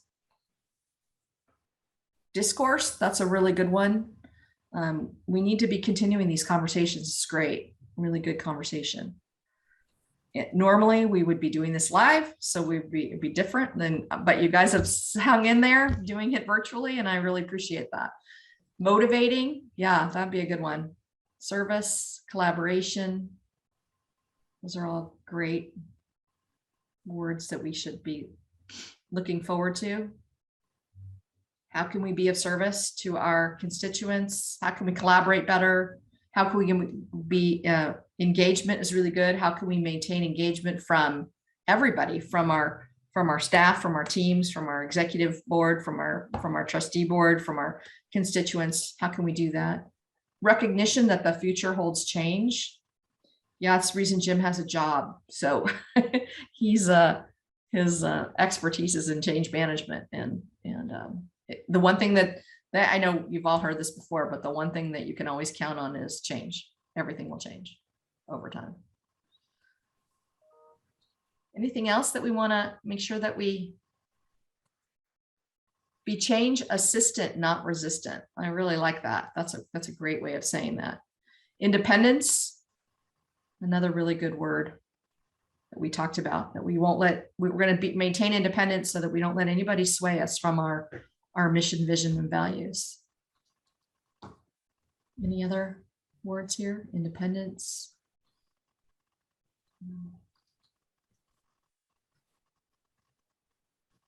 I want to make sure everybody has a chance to put it in there.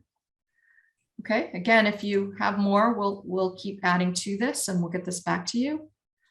But in the meantime, it's 10:45 and we want to make sure that you guys have a break. We were told to be done at 10:45. So here we are. And I really, truly appreciate everybody participating and joining in the conversation. It really doesn't work unless you do. And we wanted to get everybody's thoughts out. And so thank you so much for your time and your help today. Jim, is there anything you want to? No, thank you for staying in there and everybody staying engaged. Really appreciate that. Great. Lori, Jim, thank you so much for your presentation. I think it provides some really good information and insights as we springboard into strategic planning collaboratively with the board and LACERA staff as a whole. With that, we're right at 10, well, slightly past 10:45, but we'll adjourn now for a break. We will come back at 11:01. Okay, welcome back, everyone. We wanted to stay to our commitment of 15 minutes, so welcome everyone back. Before we get started with Accenture, I do want to mention for the presentation earlier with strategic planning, Lori and Jim will be providing us with a package afterwards that really summarizes some of the discussion that was had this morning. Also, just want to touch base on Trustee Robbins' comments and completely affirm what he stated in terms of valuing what our team members have internally. And we certainly value the talent of our team, and the trustees and this presentation are going to hear from all of our staff members, whether directly or indirectly engaging with members later in the afternoon at 1:30 through JJ's moderated panel discussion. So there's going to be quite a bit of insight in terms of what's going on internally at LACERA. I think it's important as we introduce Accenture and also CEM later after lunch that we have a macro perspective and some insights on what's going on not only in the pension industry as it relates to customer experience, but outside the industry. So with that, a good segue to really introduce Accenture, Eyal Darman and Owen Davies. We're happy to welcome both of them to the board offsite today. Both Eyal and Owen have engaged in strategy and consulting services with numerous public pension systems, both nationally and internationally. Eyal and Owen, thank you for joining us. And with that, I'll kick it over to you. Sure, sounds good. Welcome and hello, and thanks for inviting us into your process today. And please let me know if my audio or video gets to be compromised, the quality of it. Additionally, just kind of rules of engagement. You all have the remote control, so speed us up, slow us down, fast forward. Also stop us, right? We'd like this to be some discussion.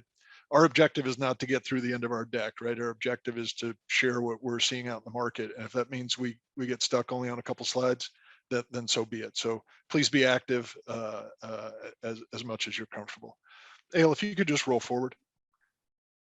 So we're talking about kind of what is really we see out there driving the thinking around how to deal with the customer journey, member engagement, all those kind of things. A lot of places talk about it very, different words. And I guess we start with what's driving the market. The next one.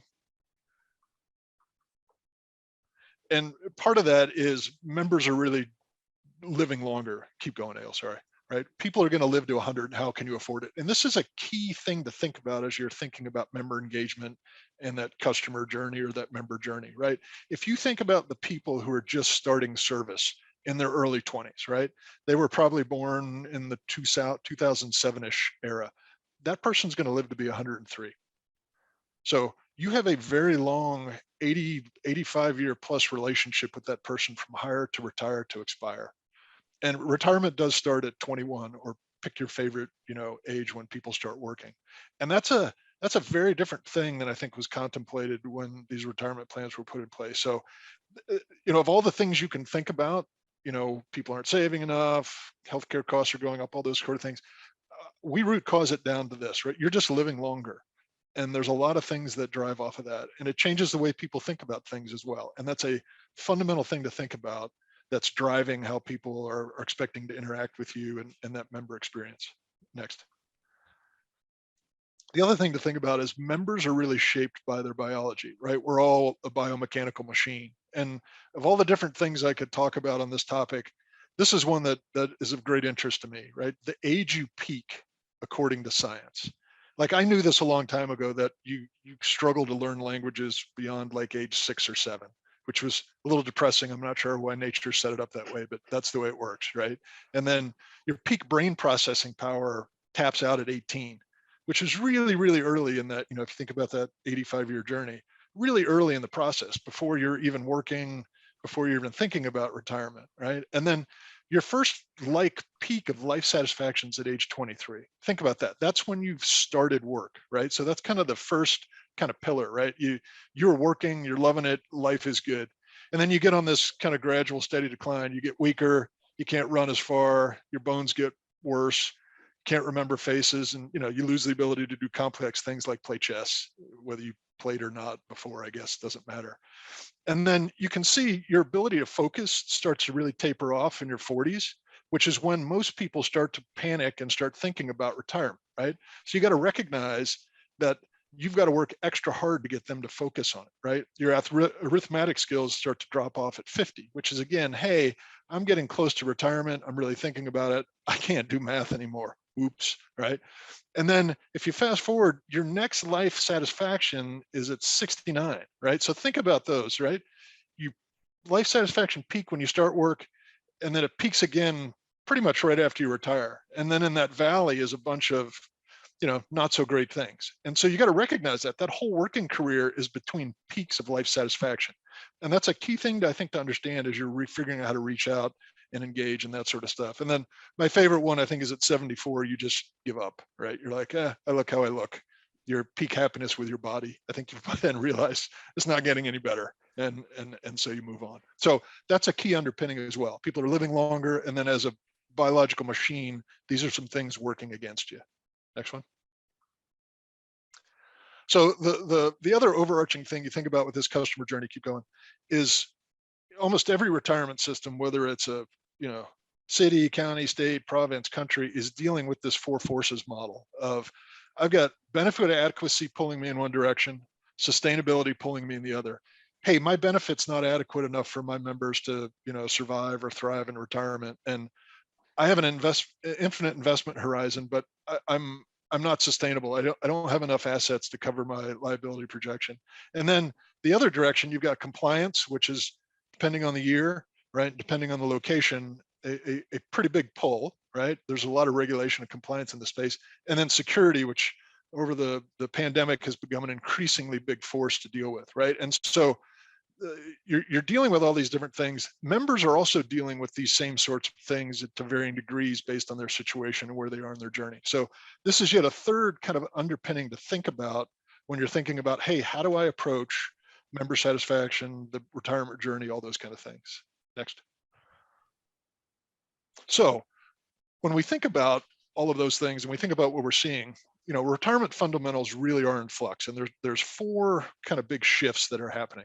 The first is a value shift, where we see retirement entities such as yourself moving from being what traditionally was a transaction provider to really a benefits coach, right? And it's all about redefining that value. And we've got some data points here from some research we did that talks about, 84% of the people want to be coached, almost 8 out of 10 want coaching in retirement. So it's that whole idea of having you all evolve from being simply, I guess, statutorily a transaction provider to somebody who's really coaching them and helping them navigate their retirement journey. Now, that falls short of financial advice. That's a different thing. That's not coaching, right? That's actually a very specific thing about, financial advice unique to you and unique to your portfolio. Coaching stops just short of that. The second trend we see is a trend in volume, right? It's a volume shift from in-person service, which pre-pandemic was pretty much the default, right? Or a big default. People had started to move in that direction, but from in-person to digital self-service, right? If you think about, every one of us has a digital life, and retirement is noticeably absent, right? Like Amazon is telling you what to buy, Netflix is telling you what to watch, TikTok is telling people what they should be doing, right? There's just, it's pervasive in your life, you know, news, sports, entertainment, commerce, everything is in the digital space. And the pandemic only accelerated that, right? And retirement is noticeably absent. So again, we've got some data here from research we did that shows, you know, 87% of people would use a mobile app to interact with their retirement system. And that's been the case for a number of years now. And the adoption has been slower than we thought, but it's still important. I have an existing client that was with today talking about this exact issue with their board. And then 46% would use a digital retirement coach, right? If you think of you know, some of the capability that's out there with virtual agents. So the whole idea here is like, your pension's really in your pocket, not to be corny, right? But you carry your phone around, your life is on your phone, your digital life, your pension needs to be part of that, because people have accepted this ability to get nudged or shoved, right? So you're now in a position to take that first trend of, hey, people want coaching, and you now have a mechanism to do it, because people have, I don't want to say given up, but people are very open and agreeable to taking suggestions from their digital device. And that is a powerful combination that retirement systems need to use to start helping members be better prepared for retirement, in retirement, and kind of post-retirement. The third is an expectation shift. And it's really from a system of record to really a system of interactions. And again, you can see some of the data points from the research there. And the way I like to crystallize this is, hey, Alexa, retire me. My two daughters will fully expect, I think, in their working life to be able to come home and say, hey, Alexa, retire me in 2050 or 2060, whatever, right? And Alexa will put them, or Siri, you pick your favorite thing, will put them on a plan to make that happen, right? And it could even go as far as, hey, I noticed that you bought 3 too many Frappuccinos last week, right? If you would cut back from a, you know, venti to a tall, you could save X, Y, and Z, right? Or predicting, hey, based on your health characteristics, your family makeup, you are guaranteed to need a hip replacement at age 62 to 64, right? I've got enough data to predict that. Here's the cost of that. You should start planning to put money away for that now. And any and all things in between. I don't mean to sound like Big Brother is moving in, but again, that's the digital space where, you know, people born in 2007 from that first chart are living in that world with those expectations. And we see it increasingly penetrating the upper end of the demographics as well. So that fourth trend is really an internal thing, going from on-premise. Typically, you're used to having your system in your data center, the county's data center, the state's data center, what have you. And now it's really everything as a service from a cloud provider and from multiple cloud providers. You know, the Amazons of the world, the Googles of the world, pick your favorite provider. Everybody who's building software or building capability or building an offering has their best talent and their best people on the cloud offering. Almost nobody sells product the way they used to, right? I mean, you see it in your life, your office productivity things are all probably sourced on the cloud, or if not, they will be soon. So it's that whole journey to the cloud. Your members have already done it. Like things they get in their regular life are all served up over the cloud. And you know, if you're not, you're missing out on, I think, 1, capability, 2, cost savings, and 3, dramatically increased security, which may be counterintuitive, but it's true. So those are the fundamentals that are kind of in flux in the retirement space. I'm happy to pause if anybody wants to, I don't know, throw some tomatoes, ask some questions, or drive around before we move forward.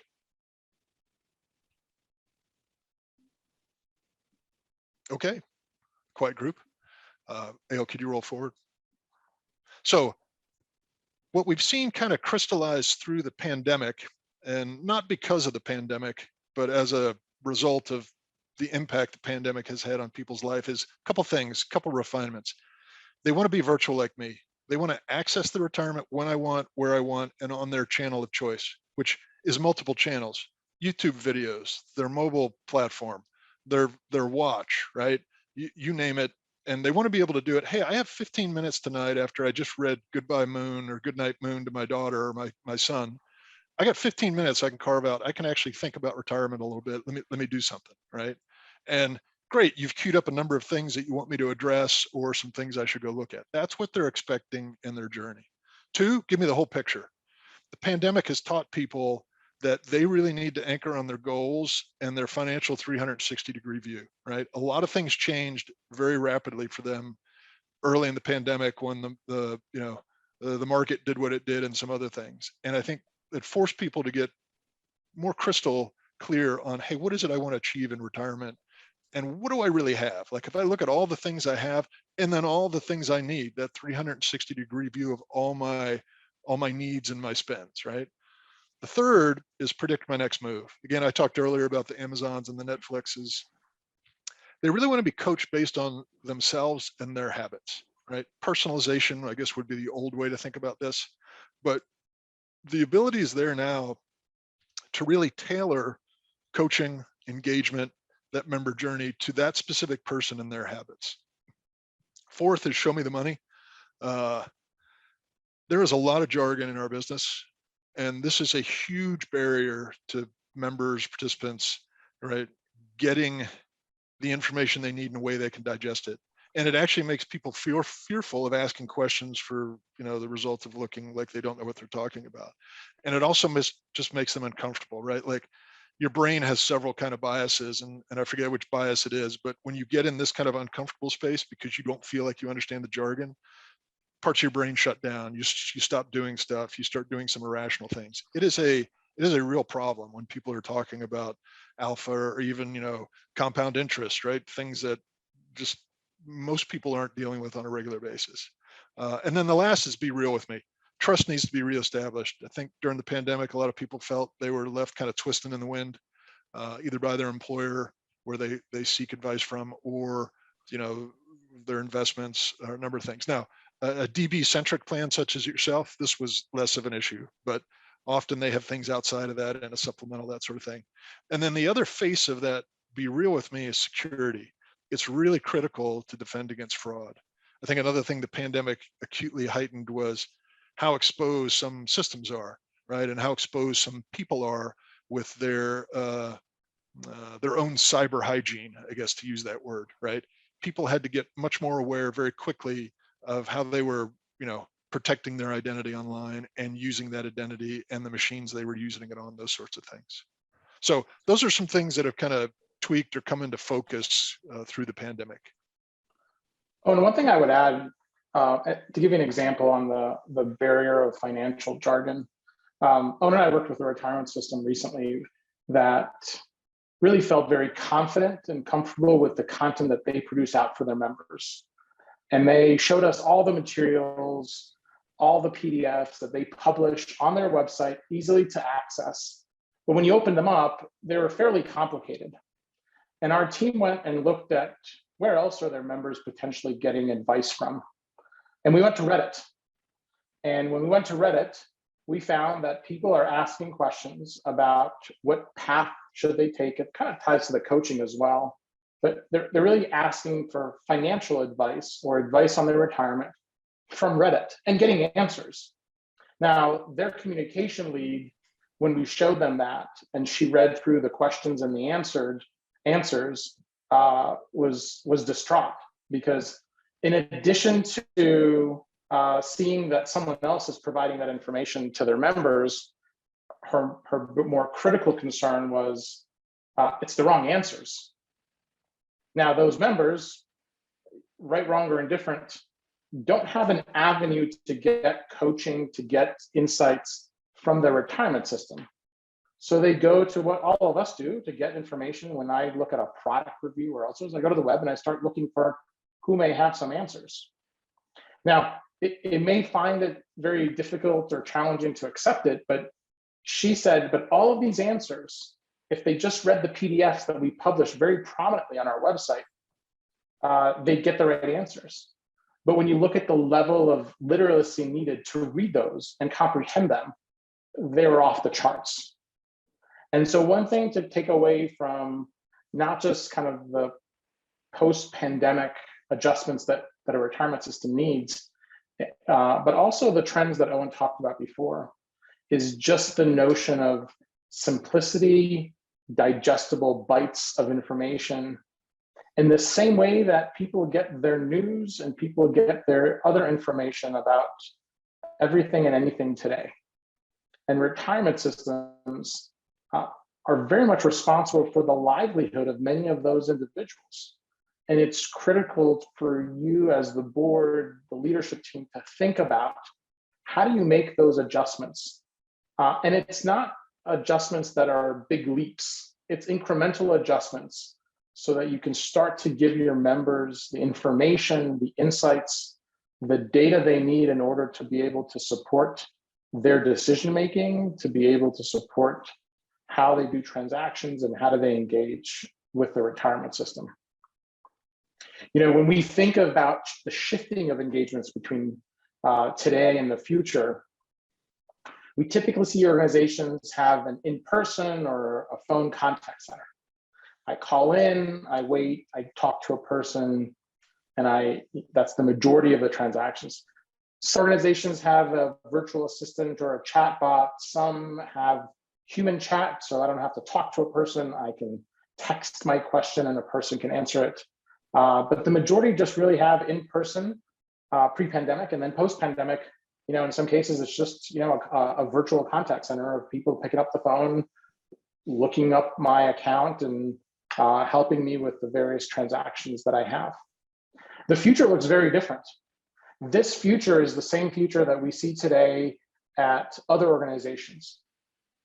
When you have a problem with Amazon, there's no phone number to call. You go onto their site and you go to their chat and you get your everything is intuitive. You don't have to call a person to get that transaction. And again, that's a big leap. So we're not expecting you to stop having a call center, because that doesn't make sense, because you want to provide a variety of sources, a variety of channels to your members, the channels that they prefer. What we see is a lot of digital assistants, a lot of human chat. They make up about 2/3 of the transactions, but you still have an in-person, a phone contact center that you can support based on the preferences of your customer. It's a very personalized decision, personalized experience, and it gives you a variety of ways to engage with your customers. What will that mean? That will mean that LACERA will be able to reduce its operating expenditures. That's what OPEX means. You'll be able to decrease the calls, because if I have a simple question, and like Owen said, I just read to my 3-year-old daughter, "Hello, Moon," I can finish and I can ask a quick question and be able to get an answer through a virtual assistant and never have to talk to a person. And I'll be able to improve compliance because I will be able to increase consistency of transactions. I'll be able to improve consistency of the activities that are being completed because they're very digitized. And so a virtual agent isn't biased. A virtual agent doesn't have any sort of preconceived notion about who they talk to. And therefore, they're able to be and provide a more equitable information to every individual. And we've seen that at other organizations. We've seen them be able to provide a range of support to all demographics in a way by which you increase your compliance, increase your engagement with all demographics that are part of the retirement system. So let me talk, and I'll turn over back to Owen to talk a little bit more. I'll pre-populate these to talk about what we've seen when organizations want to modernize and are thinking through how to modernize with an angle to improve their member experience. Owen, I'll turn it back to you. Sure, thanks, Al. And maybe before we get into the rows and columns of this chart, we've been broadcasting for, I don't know, 20, 23 minutes or so. I would just like to do a check and see if anybody's got, again, any questions or comments on the things that Al and I may have gone through before we just breeze past it and keep going. Yeah, I'll give you a little pushback. Great. I think everything you're saying is very extremely valid. And, I'm not a troglodyte, but I'm a 70-year-old guy who I see what you're saying as far as the digital and the cloud and all that stuff. And that's, we all have to learn how to navigate through that. And I think as time goes on, people are obviously going to get a lot better at it. But I think we have to always bear in mind that our retirement community, just like you noticed how, things change as you get older. Yeah. I find, the digital world's great. You're right. Sometimes for answering a quick question, good. But more times than not, once you get in there, it don't take long before you realize, I got to talk to a human being because I'm not seeing the answer to the question I've got. Oh, they got all these FAQs and all this magic stuff, but it's not hitting what I need. So although I agree, I think we do need to offer all these various platforms and options for people to use because, sometimes they do work great.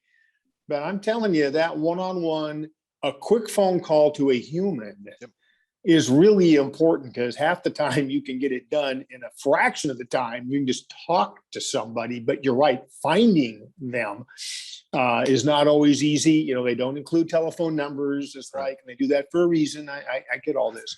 So I'm going to push back a little on that, although I don't disagree with anything you've said. Yeah. And well, we're all going to get better at it. That's one thing I'm constantly frustrated with is we realize that, people that retire today are vastly more computer literate than people like even me or a 75 or an 80-year-old where, a lot of these folks weren't really using computers when they worked. Now that era is pretty much going to go away pretty darn quick, but it still exists. Yeah. So I agree with where you're coming from. Like my 90-year-old mother would still physically go to the bank, even at the height of the pandemic. Right. For what I would consider no real reason, but that creature habit, she was comfortable with that. She liked the interaction. Hey, money was a tangible physical thing to her, not a digital thing. And so that made sense. And that's why I think both Ale and I are firm believers of you're always going to have a human powered channel, right? You can't get rid of it. Retirement is like a maximally consequential decision people are going through. And some people, like my daughters, will get comfortable doing it on their phone, talking to Alexa, right? People like my mom, no way that's going to happen. She needs to sit across the table from somebody with paper and a pencil, not a spreadsheet, right? She needs like a printed out statement.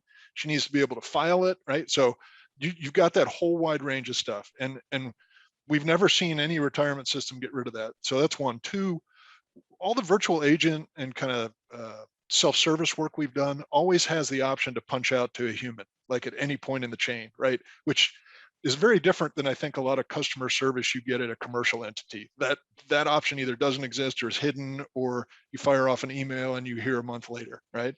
And that turns to the third thing. Like if you think of your mission versus, like I've said, Amazon and Netflix a couple times, right?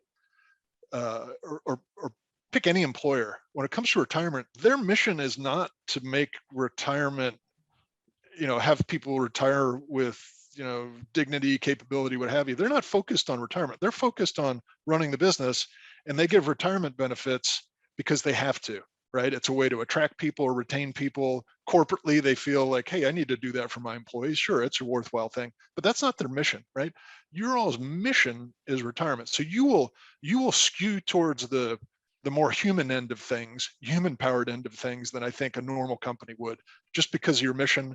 And again, you've got an 85-year journey to manage with these people, right? And 10 years from now, the phone interaction is going to look really bad. There's going to be some new thing that people are doing. And, my daughters will eventually be 70 and, not be I think you said troglodyte, not, but they won't be the young end of the generation doing the new thing, right? So fully agree with you. And if we're not suggesting you ever eliminate the human powered channel, you just can't at this point. But at the same time, we need to plan for the future. And pretty much what we look at least on the Board of Investments, is are we going to be sustainable 30, 40 years from now when the brand new attorney coming into the county will be eligible to retire? So those people will want to operate mostly electronically. So while I hear Mr. Harris talking about today, totally agree with him, but at the same time, we need to plan for 30, 40 years from now when the majority of our retirees will be fluent in electronic communication.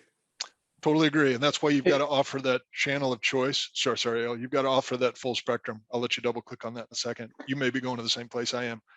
We actually had a client, you want to talk about the client where we did the survey? No, go for it. No, Go for it. they're sick of hearing from me. You tell that story. So when we look at that spectrum, you're thinking the younger generation, they're all digital. The older generation are more analog, so they're focused on in person. We've done some surveying, and we'll show you some of the surveys a little bit later as well. But we've done some surveying with some of our clients where the balance of people that are less inclined to be digital is kind of the folks that are kind of close or near retirement or just retired. But folks that are in the 70 plus range are actually ones that they are retired in many cases. They interact with their kids and grandkids on FaceTime and on Zoom. And they're very much living a digital life because they are retired and they're not in front of a computer every day. So they're in front of their phone, and their preference is to get all of their information, whether it's the news, whether it's their bank, whether it's their retirement information on their digital device, because that's really the only device they have. And so it is a spectrum. I want to remind you guys, and you guys know this, you're serving the entire population, right? You've got folks that are in their early 20s that are members of the retirement system. And not to sound too critical, but they're looking at LACERA thinking, really, this is the only way I can interact with the organization? And then you've got folks throughout that spectrum in their 20s and 30s and 40s and 50s and 60s and 70s and retired, and the severely retired, and they have different expectations. Your challenge is really, how do you serve and provide multiple channels of engagement? Because if you're able to provide multiple channels of engagement, the 70-year-olds that may prefer to have a spreadsheet in paper printed with a pencil will get and be satisfied. But so will the 25-year-old that's just starting to contribute to their retirement and trying to figure out what other things they should be thinking about so that they can sustain themselves while employed and into retirement in the future. Yeah, the thing I'd add to that, the whole, hey, where do, you got to offer multiple channels, and how long do you keep certain ones available? I guess the thing to be conscious of is the people who are late or low on the digital adoption are getting knocked around pretty severely in their life by not being able to do that, right? Like, it's impossible almost to go to a bank today and see a person if you want to do it, right? Like, so you're not having to push that behavior as much as maybe you thought you were in the past, because especially coming out of the pandemic, right? Everybody has now ceded ground to the digital or virtual kind of default mode, right? Right, wrong, or different. I agree. I get frustrated with that stuff, but it is the channel you have to figure out how to use if you really want to do things, right? Because it's the channel that almost everybody offers, and in a lot of places, it's the only channel they offer, and it's very hard to get to, as you all have pointed out, to a human. So you're not the headwind is not as bad as it maybe used to be, or as you think. Okay. So Ale had us turning to this modernization path, and we offer this as a way to think about how to most expeditiously, I guess, navigate this idea of a customer journey, member engagement, all those kind of things, right? And it's the idea of working from the outside in, meaning let's start with the things that are closest to our participants on the outside, right? How do we look to them? And then work into the stuff that they see less and less and less of. So on the left, if you think of what you offer, and when I say offer, it's the platform, it's the people, and it's the process. It's all those three ingredients that make up the service and the capability you're pushing out to people. But you can think of it in three tiers. There's the front office, the middle office, and the back office. So the front office is all those external channels, your website, even your call center, if you have an in-person place where people come for counseling sessions, those sorts of things. And then the kind of first layer of all your customer care, whatever variety of mechanisms you have to deal with customer interactions, customer tracking. The mid office is really moving internally, moving inside, and it talks about case management workflow. How do I get a death benefit claim routed to the right people to do the right thing? How do I deal with a purchase of service? I apologize if I'm not using LACERA lingo, but the purchase of service request. I want to buy some service. How do I get that to the right place? And then the also in the mid office is pension administration, those very specific pension functions. Then in the back office are things like benefit calculation, right? Those benefits have been calculating correctly for 30 years, right? You've got the employer reporting, all the contributions coming in, all the kind of back room stuff, back office stuff that powers all the other things. And then kind of below that is just the general kind of ERP stuff. I got an HR system, finance, payroll. Now, you may piggyback on some of the county stuff or the state stuff. I don't know the specifics there, but you get the idea, right? That's kind of the progression from the outside in, right? The things on the outside are most visible, most valuable to your members, and will move the needle the most on kind of their engagement and satisfaction. And then if you go across and you think, hey, what can I do right now? What should I do next? And then after I do that, what would be the newer things I should consider doing, right? Both Ann and I have done a number of these transformations, and they're long and they're complicated and they're hard and they're expensive and all the other bad words you want to think about, right? And so the key to success is to incrementally put stuff out, right? Incrementally improve things, and again, work from the outside in. So what could you do right now? You could put a virtual assistant up, you could put a mobile app out, and you could upgrade, improve, create better portals. So that virtual assistant is something you could have up in 4 weeks. And that version of the virtual assistant is probably the one that may frustrate some of you, but it answers FAQs. It answers things kind of in the general level. And you would be surprised the amount of calls it deflects, right? And it starts to open up a new channel with your members. The more complicated version of that takes a couple months. And that would be kind of post login. Once you authenticate and it knows, hey, I'm talking to Owen Davies. I know specific stuff about your account, your age. I can actually help you much more specifically. Back to my earlier point, right? Me and my habits, right? And that's not as long as people think to get something like that up and running and functioning very well. And then the advanced version of that is a retirement coach, where like if you're taking out a loan, it would take you through and coach you on the steps to get a loan and then help you negotiate the right rate and payment that works best for you, right? You can do that all virtually. And in all of those, right, there's a dump out switch to get to a human. And then our experience with the mobile app is probably 9, depending on how many features, 9 to 12 months. So within a year, right, you can do a lot like right now, and you leave the legacy stuff as is, and you figure out how to connect these things, front end things to the back end. And I know, okay, great. We've actually done it, right? So I'm speaking from a position of this is practical. This isn't just me putting stuff on a chart, right? So once you tackle that, what do you do next? You kind of work farther in, put some CRM customer resource relationship management software in place, right? You can use those products, which are very robust, and you can see the cloud icon there. The idea is all of these things are sourced from the cloud. You're not buying and installing anything, right? So the Salesforces of the world, the Microsoft Dynamics of the world, the Pegas of the world, maybe even ServiceNow, depending on how you want to categorize it. There are a bunch of standard platforms that deal with customer service, right? Customer interaction, all of those things that you need to manage between you and your member. So put that in, right?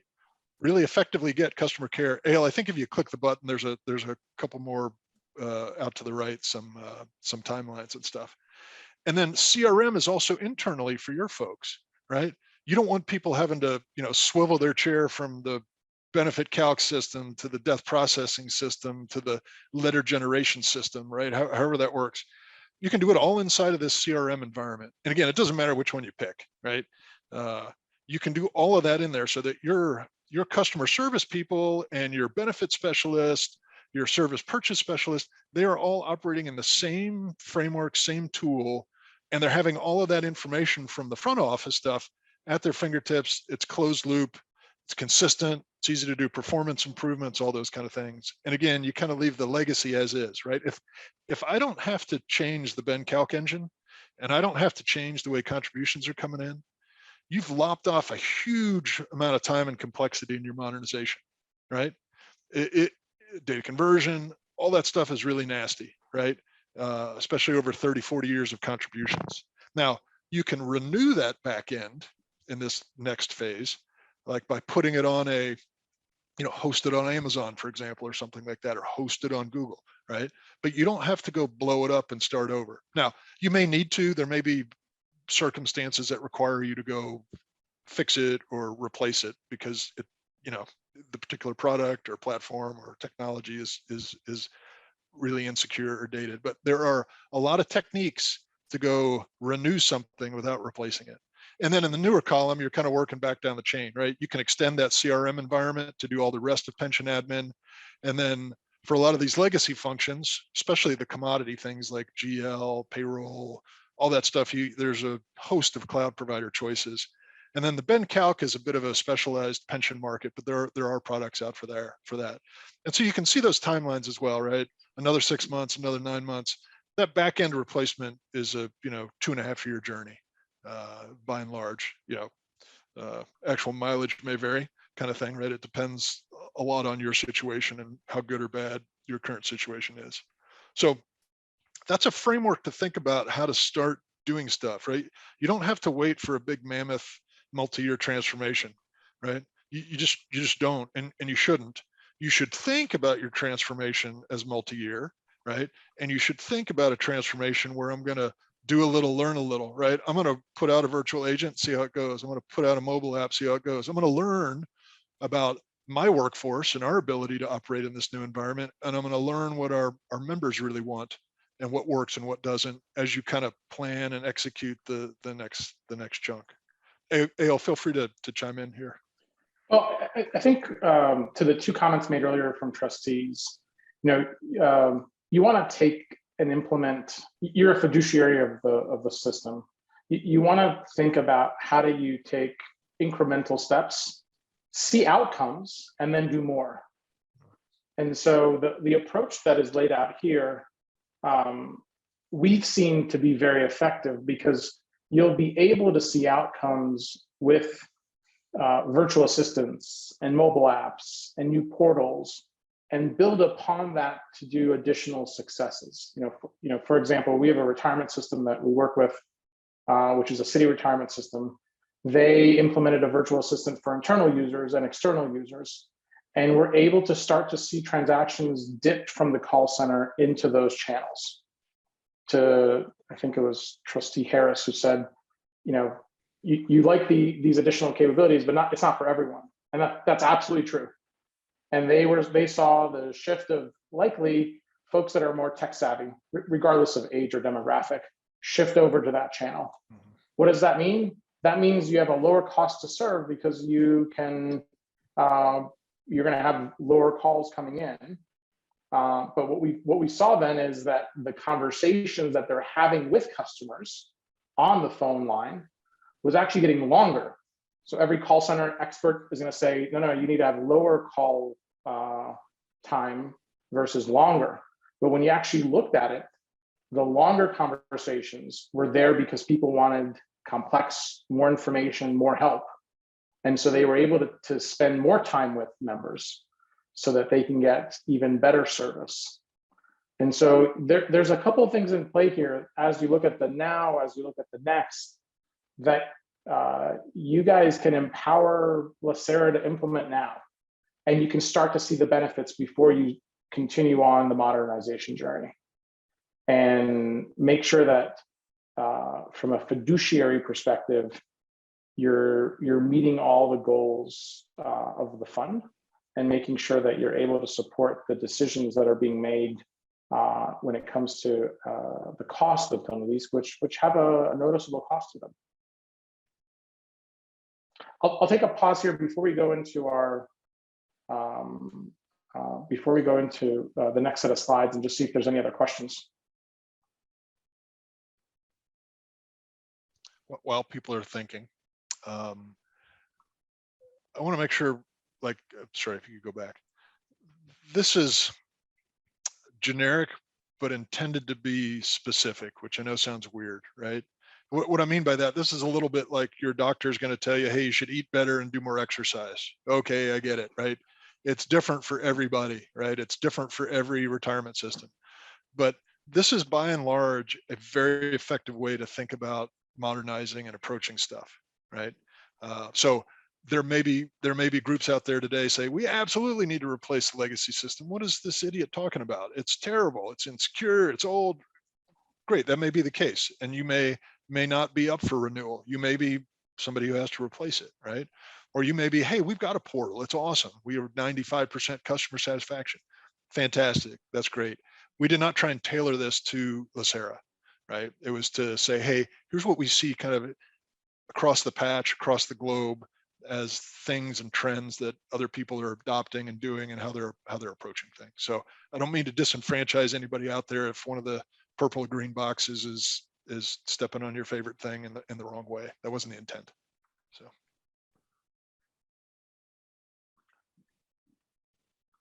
Oh, and let's move on to the next section. So the next series of slides, and I'll tee it up for Owen. We're very much data driven in what we do in the market in the pension industry, but also what we see and how we approach the market from a business perspective. And so the best way to learn more information about members is really to talk to them. And so what we've done is, and we do these surveys regularly, we've surveyed 2,800 public and private employees, some with defined benefits, some with DC plans, some with a combination, especially since a lot of retirement systems in some cases offer both. And we wanted to see what's top of mind from them from the topic of retirement. And that's what we're going to share with you next. So I'll turn it over to Owen to share some of this data. We'll click through these slides. I think some of these are a little bit provocative. So welcome your points of view, what you think your members at LACERA would agree with or disagree with, or maybe some of your experiences to this discussion. Owen? Thanks, Hale. And I am sensitive to the clock on the virtual wall with timing. And so some of these may get less attention because there's some things at the end I want to make sure we cover and have some discussion. So this was an interesting take. Sorry, we did 2,800 people,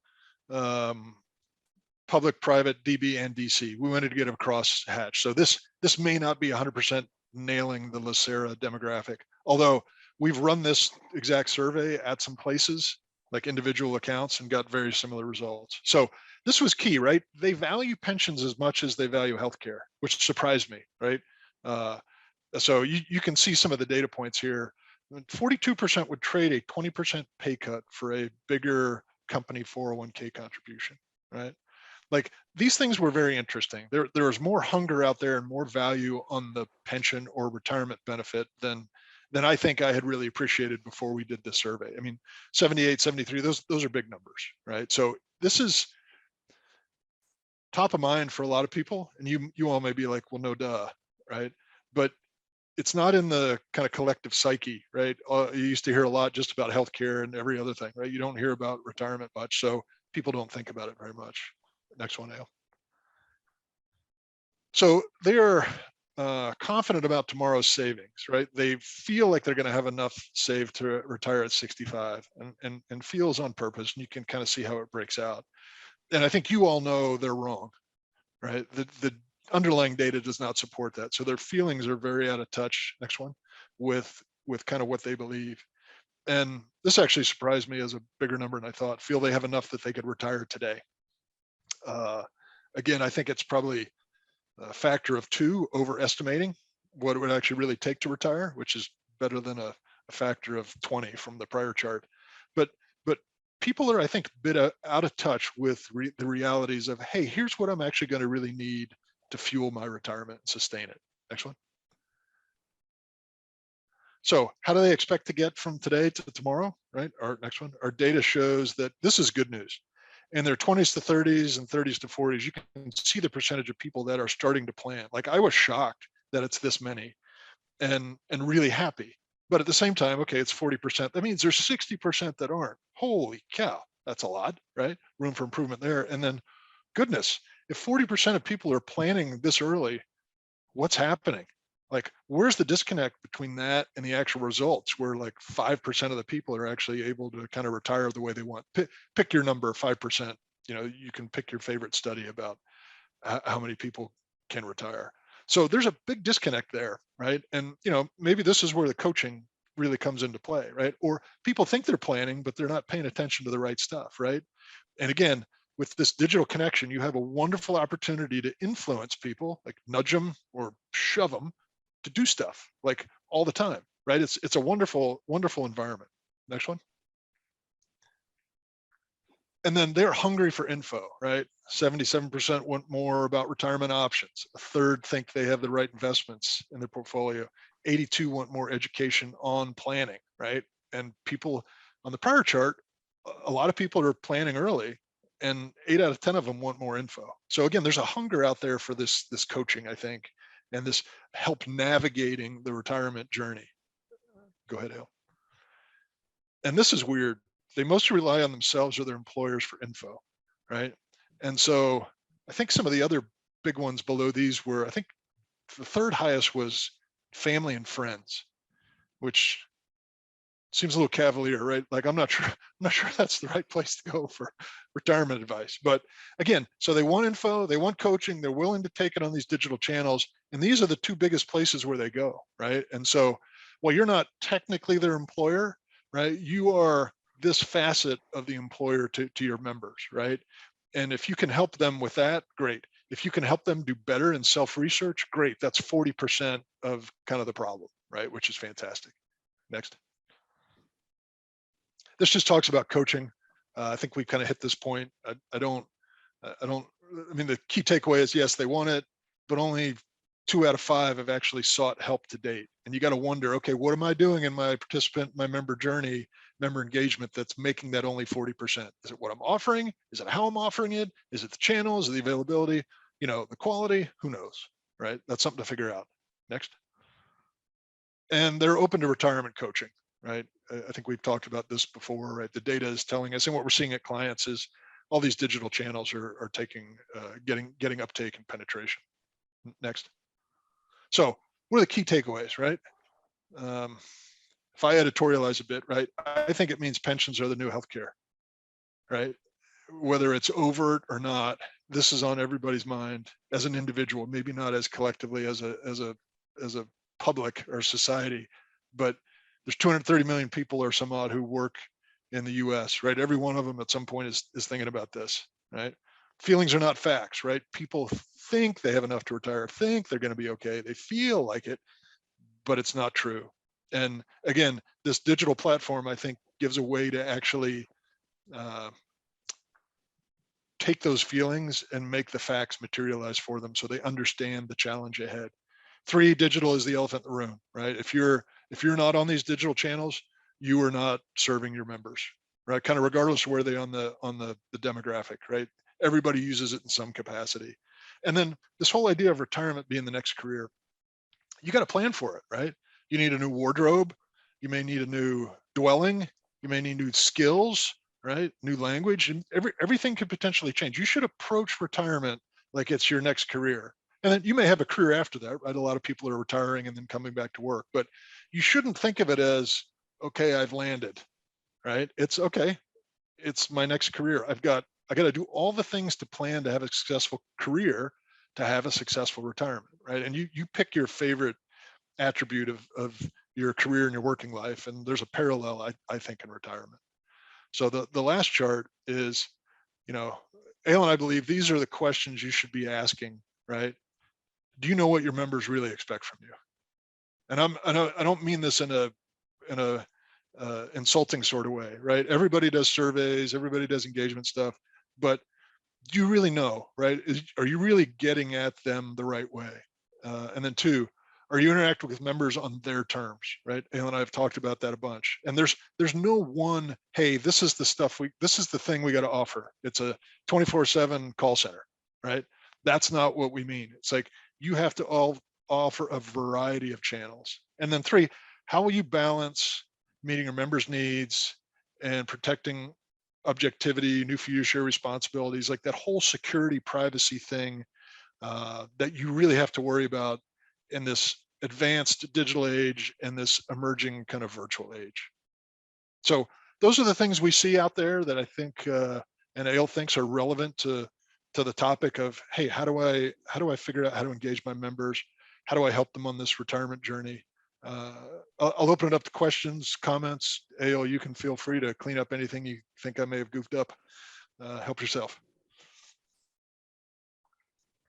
What are some questions that people may have?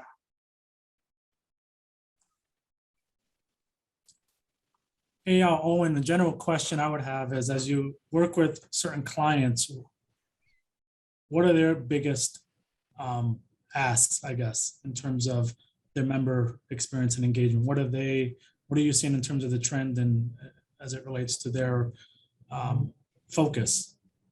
Sure. Ale, you want to go for that one? Yeah. Yeah, Liz, I think the thing that we see the most is the interest of doing these things, but also making sure that it's value driven. You can create a Porsche, but do you really need it? And so you give a variety of channels that you can engage with your customers. Some are more complex and more expensive than others, and some may be simple and straightforward to do. And so the challenge that I think a lot of retirement systems are facing is, what are the things that will be the most impactful for my customers? And so I would, we've seen the virtual agents, we've seen mobile apps, we've seen enhanced websites and portals that really aren't as high cost as one would think, but have an enormous and outstanding impact. And that may be sufficient. You don't have to be like 10 out of 10 on every aspect. You got to think about what are the LACERA members seeking the most, and use that. And I'll give you an example. We have a retirement system that offers to allow you to take a loan against your retirement. I don't think LACERA offers that. But that retirement system, that is their number one transaction. And that's right, wrong, or indifferent what they wanted to focus on, because that was their highest transaction. That was the most contact that they have with their members, was about loans. And so they very much were eager to digitize and offer multiple channels for that transaction type. And so one thing that I would challenge you guys when you think about the member experience and member expectations is, what are the transactions that you would want to digitize or to offer in multiple channels? And it shouldn't be all of them. They should be the ones that have the highest impact to your organization. Oh, and anything to add on that? No, you covered it well. Thanks. I'll stand by for additional questions. We'll take one more question, Owen and Eyal. We have, how is data integrity addressed as funds seek to automate? So I think I would take this from the question from a kind of a security perspective, right? There are lots of great examples of how self-service, digital enablement, whatever term you want to use, works in a highly secure manner, right? The insurance industry, the banking industry, right? You name it. So there are a number of very proven offerings that are all geared around protecting your data, right? Think of Amazon and Google as two examples, right? They live and die on their own platform and the integrity and protection of that data, right? Their brand will disappear. This is me thinking, right? If they have significant amount of data integrity problems, right? So they are very much aligned with where you're headed in protecting the integrity of that data. And you'll find that, I think, true with every cloud provider, right? Anybody who lives on the cloud and offers things on the cloud, that and performance are their primary concerns and capabilities. I'm not sure if that's what you were asking with the data integrity question, but that's what I would offer up. So you're not alone, right? People have figured this out for you. You have a lot of things you can take advantage on out there. You don't need to go invent that. You need to be very focused on it though, right? Very focused, but you don't have to go invent it. There's a follow-up about data accuracy. I think what we've seen is when you've started to create automation, more self-service, your members are an extra set of eyes around the accuracy of the data. And what we've seen, for example, at some organizations is when you've started to offer more self-service capabilities, you have issues around data accuracy being identified early on, not when the person's trying to retire and they think they had more years of service than they really did. And that's at a critical juncture. They're able to see incrementally their years of service build up over time because they have visibility to that data, where before they were kind of keeping their own ledger of how many years of service, and it may or may not have been accurate. So we actually see where we've supported organizations in implementing solutions, it improves the data accuracy by creating more self-service capabilities, because your members are that extra set of eyes to validate the accuracy of their individual data. Thank you, Al. Perfect timing. It actually hits us at our 12 o'clock hour. I appreciate you and Owen's time and insights. And again, context for the board is really looking at a pulse of what's going on outside of LACERA and some of the insights and research that's been done. We will break now for lunch. When we come back, we will have CEM benchmarking present at 12:30. So welcome back, everyone, back at 12:30. Hey, Al, Owen, thanks again. Thank you all Thanks, very everyone. much.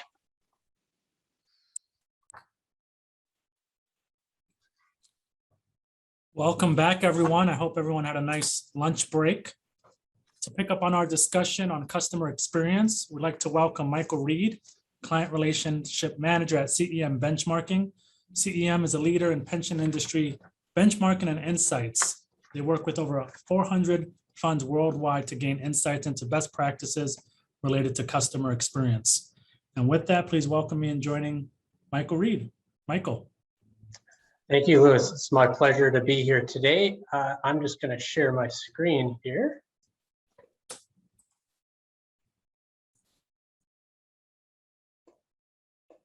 Can everybody see my screen?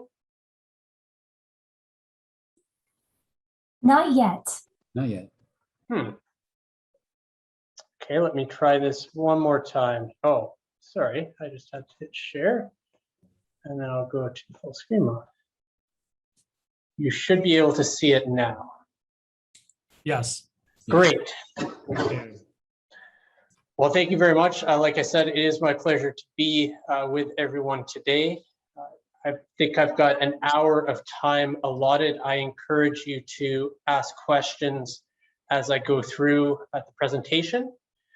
So as Louis alluded to, today I'm presenting on the subject of customer experience, specifically best practices that we've seen from leading pension administration organizations that we work with from around the world. So customer experience has been a pretty hot issue, particularly over the last 2 to 3 years.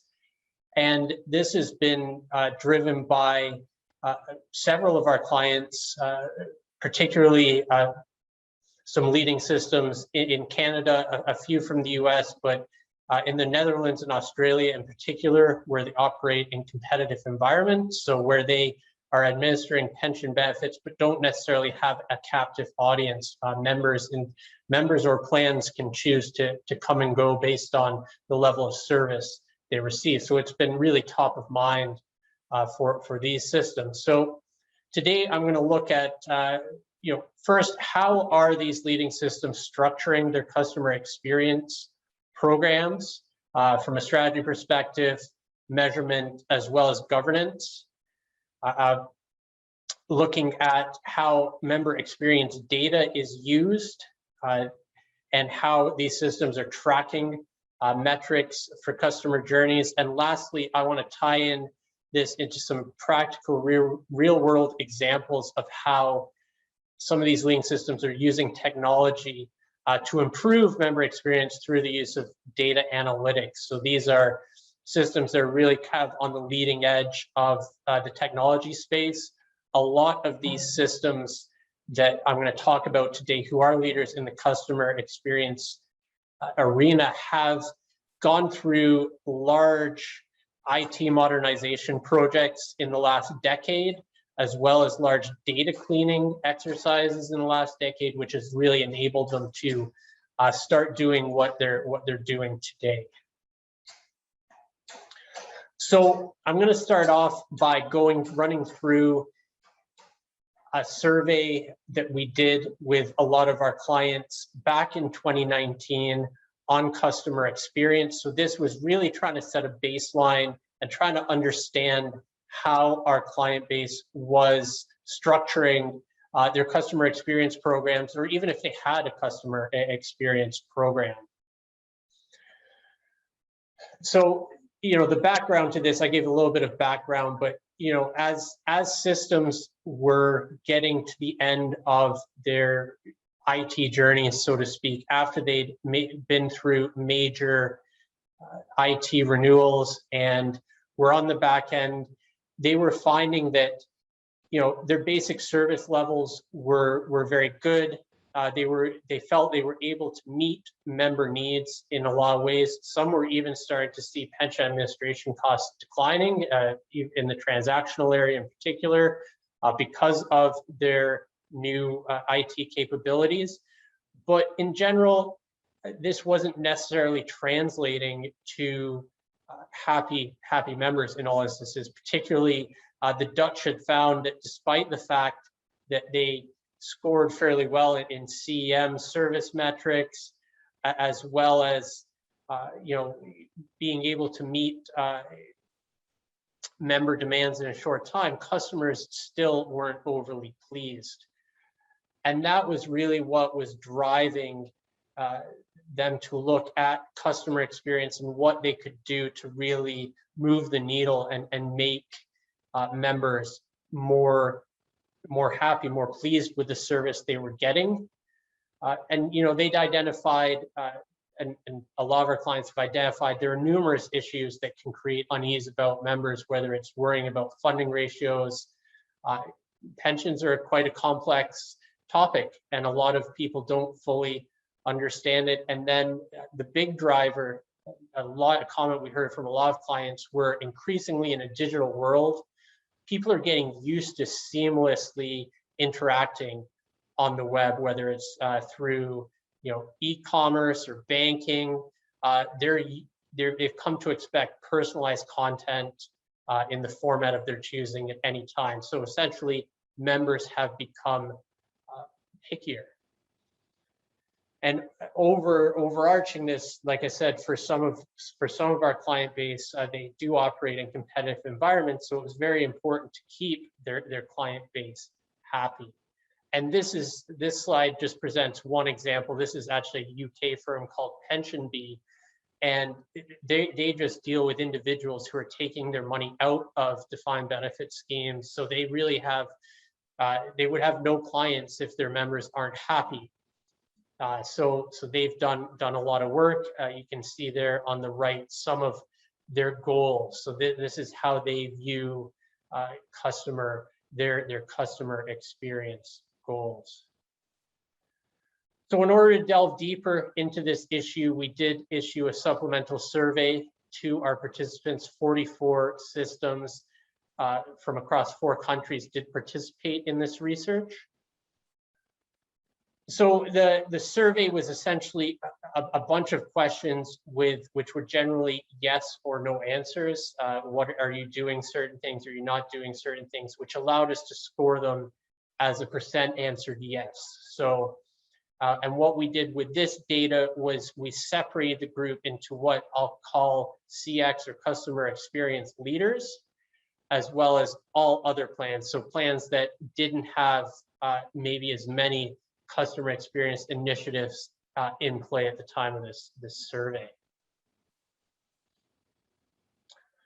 So one of the questions that was asked of the participants was whether what do you have targets for various metrics? And 94% of the participants measure or track one or more of the member experience metrics. So customer satisfaction was the most popular. I think everyone's familiar with that concept of customer satisfaction. Even so, that was more common among CX leaders than the other plans. Where the real difference came in was in surveying customer effort. So customer effort is probably better understood through a customer journey framework. So instead of a single transaction like a phone call or a visit to the website, customer journey would be, planning for retirement or going on disability or joining the plan. And measuring customer effort goes beyond, are you satisfied with the outcome? It's, was it easy? Was it easy to retire? Were there too many steps to involve? And as you can see, that's an area where the CX leaders were far and away doing more surveying than the other plans. Still, not many were looking at net promoter scores. So for those who aren't familiar, net promoter scores are more popular in the consumer goods industry. It's essentially, for example, you could ask your members to say, do you feel that LACERA is being responsive to your needs? If they give a mark of 6 or above, that would be a yes. 5 or below would be a no. So if 80% said yes, 20% said no, the net promoter score is the difference between those two. So 80 minus 20 would be 60 plus 60. So that's the idea of a net promoter score, not overly prevalent in either group, but it is being used a bit more. And then lastly, engagement, which is related to satisfaction, but has an added element of involvement in it, again, not being measured overly frequently by either of the groups. Another question was around, so 94% of CX leaders had a documented strategy for achieving member experience they want to deliver. And that's really a big theme of what I want to cover today, is that a lot of leaders in this space, it is necessary to have a well-documented strategy. And more important than that, it's important for it to be organizational wide. So we asked, how important are various stakeholders in the development of your plan? And there's a couple things that I want to point out here that are very relevant for as I go through my presentation. One is the item to the left, the opinion of board and executives was clearly more important to CX leaders than it was to the other plans. And that's a common theme. It requires organizational wide buy-in, and that starts the board. The other thing that I really want to point out are the two rightmost items. So member feedback. Member feedback helps give you additional insights into how your members feel about the service. You can see much more important to the CX leaders. And then lastly, operational performance data. So really using data and analytics to inform your program and truly understand how your members feel, and also using analytics to be able to improve service.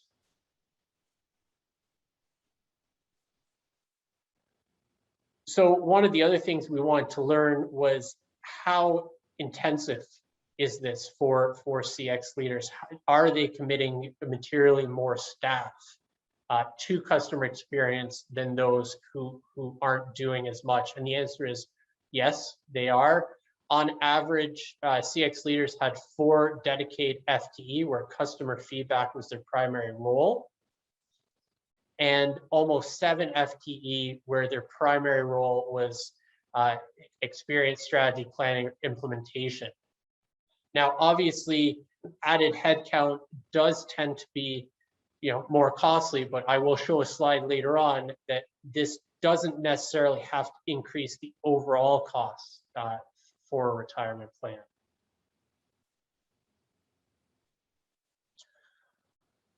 We're also interested in any differences there were between how they collect and where they collect qualitative feedback. So going over and above quantitative feedback, getting qualitative feedback from members. Both CX leaders and other plans were doing this quite a bit from surveys via open-ended questions.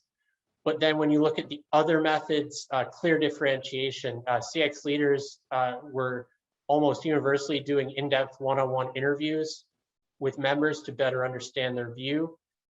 They were more likely to integrate notes from frontline employees on their interactions with members and employers. So I think that's an important point. Often members are most reactive when they're interacting with a rep. So it's a good chance to get their real-time feedback that way.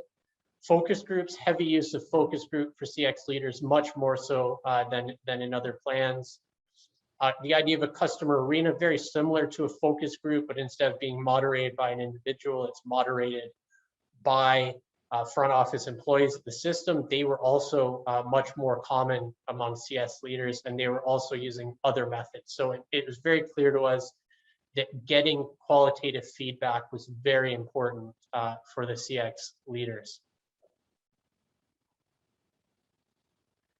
It was also very important in when looking for new employees, as well as in the training of existing employees. At the bottom, there are some of the questions, examples of questions that led into this metric. For example, do you have customer experience training programs for most, some, or all of your employees, and things like that. So, for all levels of employees, customer experience feedback and training was much more important than it was the non-CX leaders. But I think, again, if you look at the prevalence of that within executives, 70% as opposed to 25, again, these initiatives are really organizational wide, similar with business unit managers, very common, and obviously front office employees as well.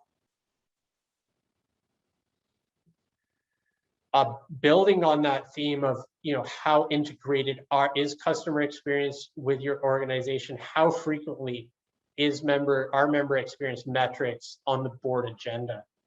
So 36% of non-CX leaders never presented this information to the board, and 36% only did annually. So around 3/4 of those systems were either not presenting it or only presenting it annually. You can see 56% of CX leaders had member experience metrics on the board agenda quarterly.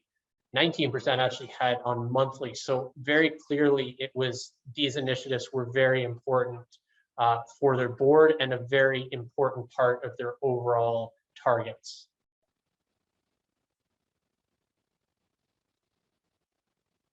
So a big part of evolving your customer experience is really moving away from a transactional mindset into a customer journey mindset. And I think that the Accenture who presented before me was talking about this concept. So we asked about customer journeys and at what point systems were at. So 94% of CX leaders had defined customer journeys for their plan, as opposed to 46% of other plans. Customer journeys are a new area for a lot of systems, so still only 70% of those systems of the CX leaders had actually mapped customer journeys to the various transactions and kind of mapped out how they viewed a customer journey. They were starting to do that, and what they had done, if you look at the next item, is they create cross-functional teams focused on improving customer experience. So this is bringing together teams that deal in all operational areas to create a real holistic view within the organization of customer experience, and really work together to ensure that the members' experience as they go through a journey is as seamless as possible. When I said customer journeys are new, I think that is best evidenced by the next question, which: do you track the number of interactions by touch point used by a single customer during any point of the journeys you've defined? So, this is obviously moving forward a critical measurement aspect. Still only 13% of CX leaders were doing this. Interestingly, a similar percentage of other plans were also doing this. So definitely an area which is still growing.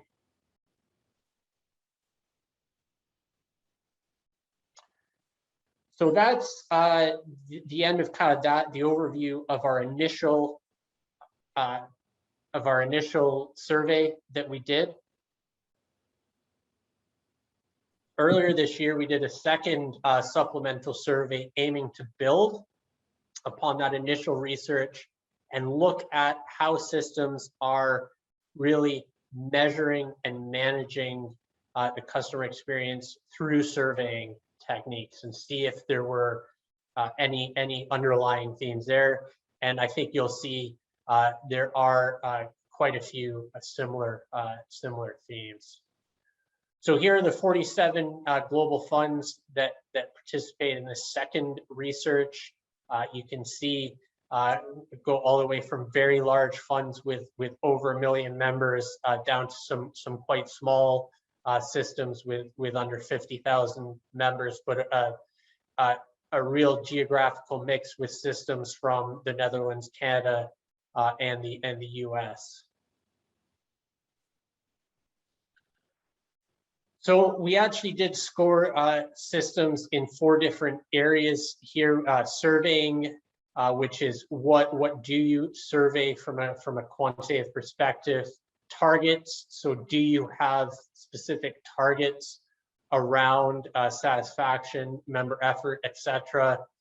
Feedback, which is qualitative feedback from members, and feedback management. What do you do with that qualitative feedback, and how is that integrated within your organization?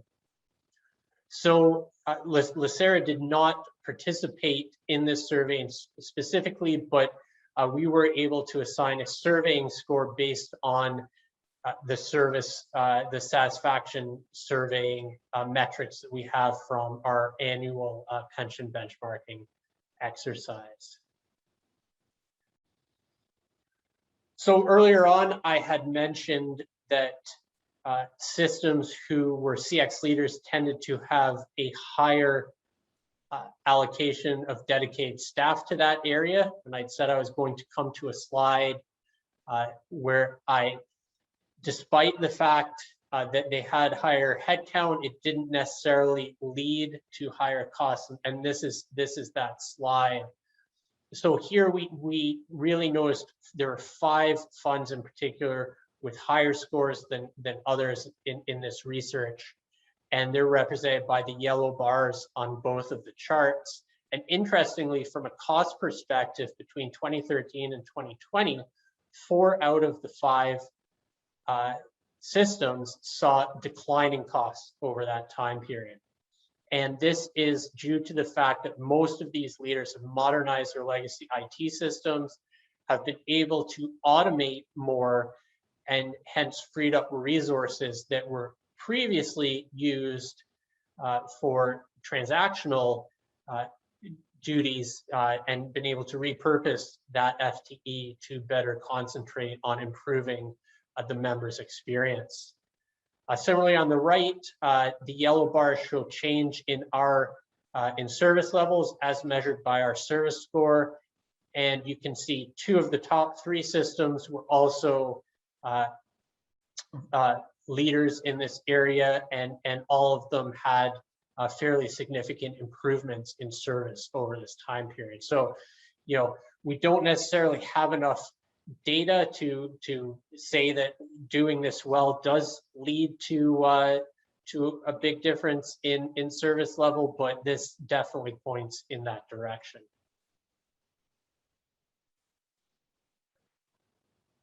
So the first area which I'm going to look at is member experience surveying. So why should you survey members?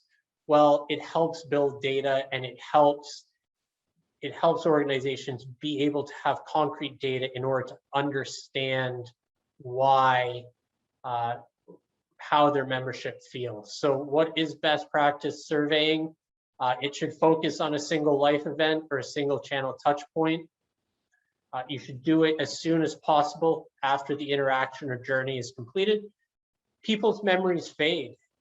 If you send out a survey a month or 2 after an interaction, it's highly likely that any strong feeling, any not strong feelings they had have probably subsided. You're most likely only to get, those who were extremely annoyed, perhaps, responding. So it's much more accurate to do it while it's top of mind for the members. It's best practice to measure satisfaction and effort, particularly in a member journey framework.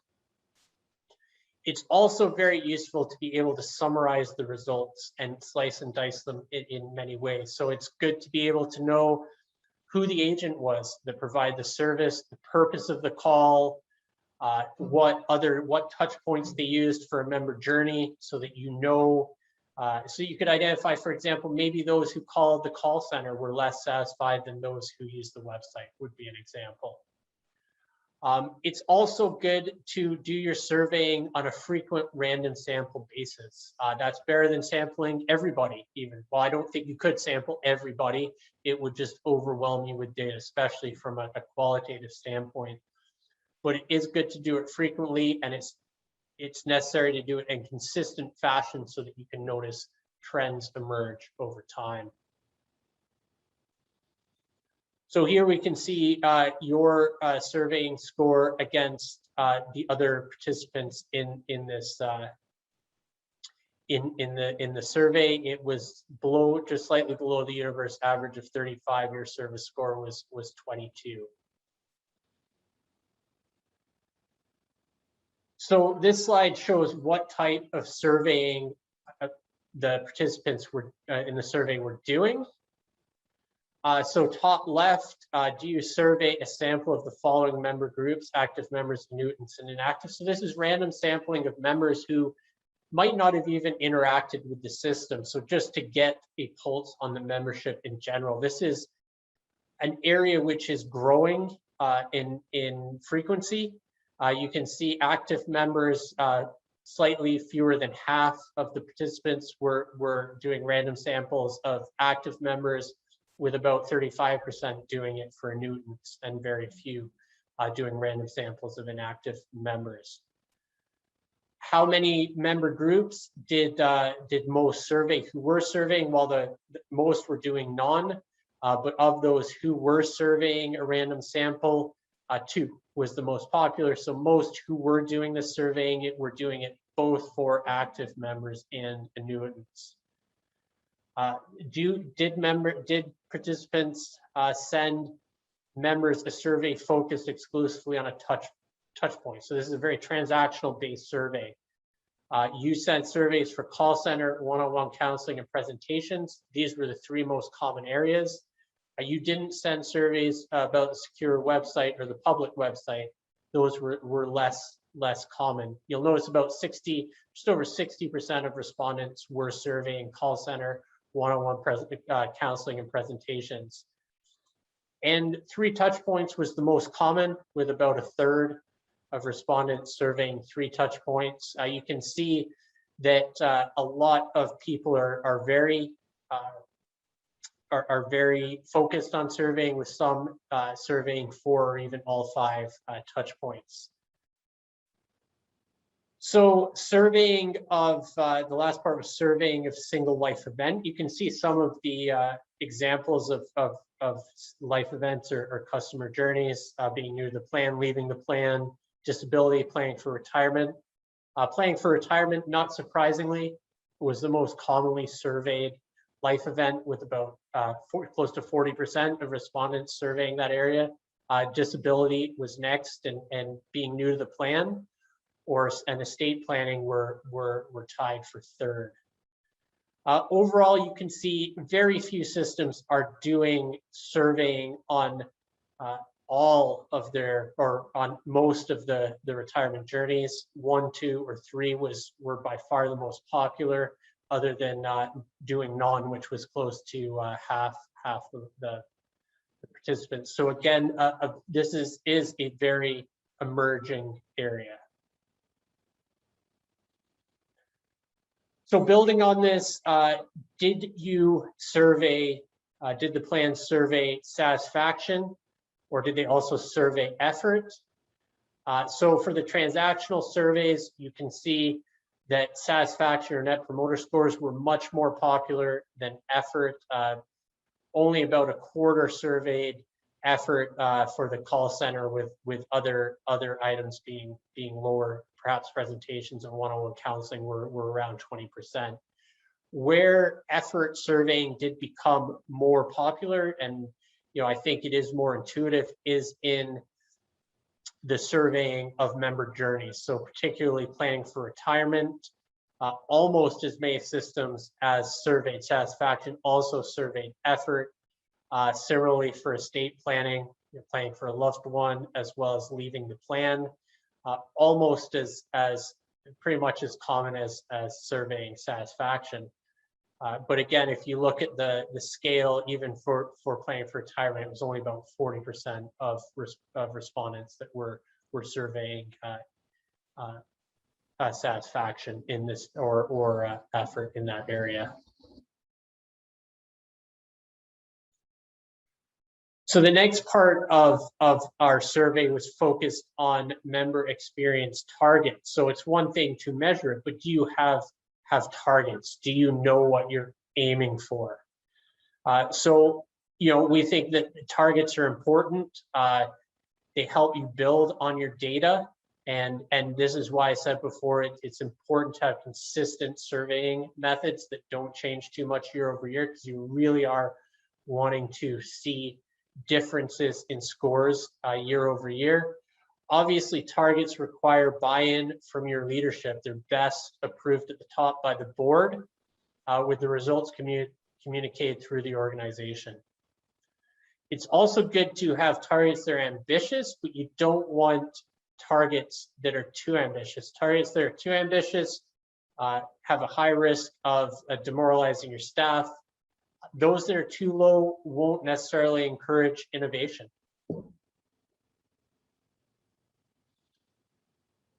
So here you can see the range of scores in this area. Just moving on to some of the questions and what we found. So do you, one of the questions was, do you have targets for any of the following member experience metrics? Member satisfaction, net promoter score, 82% of respondents did have targets in that area. Member effort, less so, 39%. And lastly, you can see if you had a target, are the targets approved by the board? 60% of respondents said their targets were approved by the board. So again, another example of how these programs are organizational wide. Here's an example of a system that is showing their member experience results in their annual report, and they're showing their targets as well with a comparison. I know Ontario Teachers does this as well. This example is from CBUS, which is an Australian superannuation fund. For those not familiar, I mean, the Australian funds are in a very competitive environment because members can pick and choose which superannuation fund they want to go to. So member experience is critical for them as organizations. The next part of our survey was to look at qualitative feedback. And qualitative feedback is important because, if you're just collecting quantitative feedback, you can know that members are happy or unhappy, but you're not going to know why. So it is best practice to have open-ended questions on your surveys. Ideally, you'll provide a way for the member to contact you or to be contacted by you if they want to discuss their feedback. It's also a good idea to use focus groups or other in-depth interviews, which may be informed by your other surveying efforts, to really get at the issues and really understand them. And this is also where getting feedback from your frontline employees really helps in that area. Here are the overall scores, and you can see in this example, very few systems scored highly in this area. So again, very much an emerging area. So here are some of the questions that we asked in this area. So 64% of plans solicit qualitative feedback in their member experience surveys, just under 2/3. 45% do it in all of their surveys and 19% in most. Interestingly, when it comes to summarizing it, only around half are actually summarizing their experience. So I don't particularly know what the others are doing with the qualitative experience if they're not summarizing it, but I think that's a really important part because if you summarize it, that's when you can really start to notice trends and really communicate within your organization. 36% had an option for members to request a callback for their feedback, and 49% had a process to contact members to resolve issues.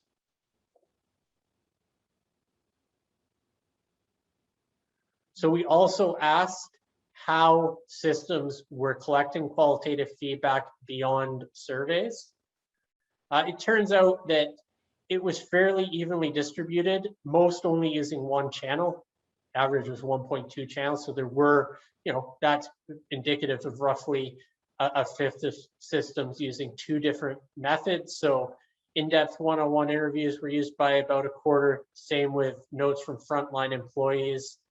Focus groups or customer arenas, again, about a quarter. And then a quarter were doing usability tests. So that would be, having members go through mock, either using the website or calling in to demonstrate how usable the media was.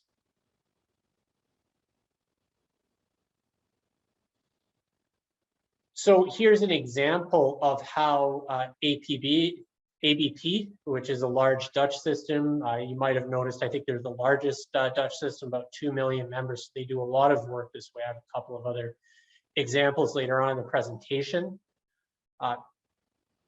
The one, they do score net promoter scores, and their net promoter scores were really bad. So their net promoter scores for retiring members previously was about -25, which means most members were not satisfied.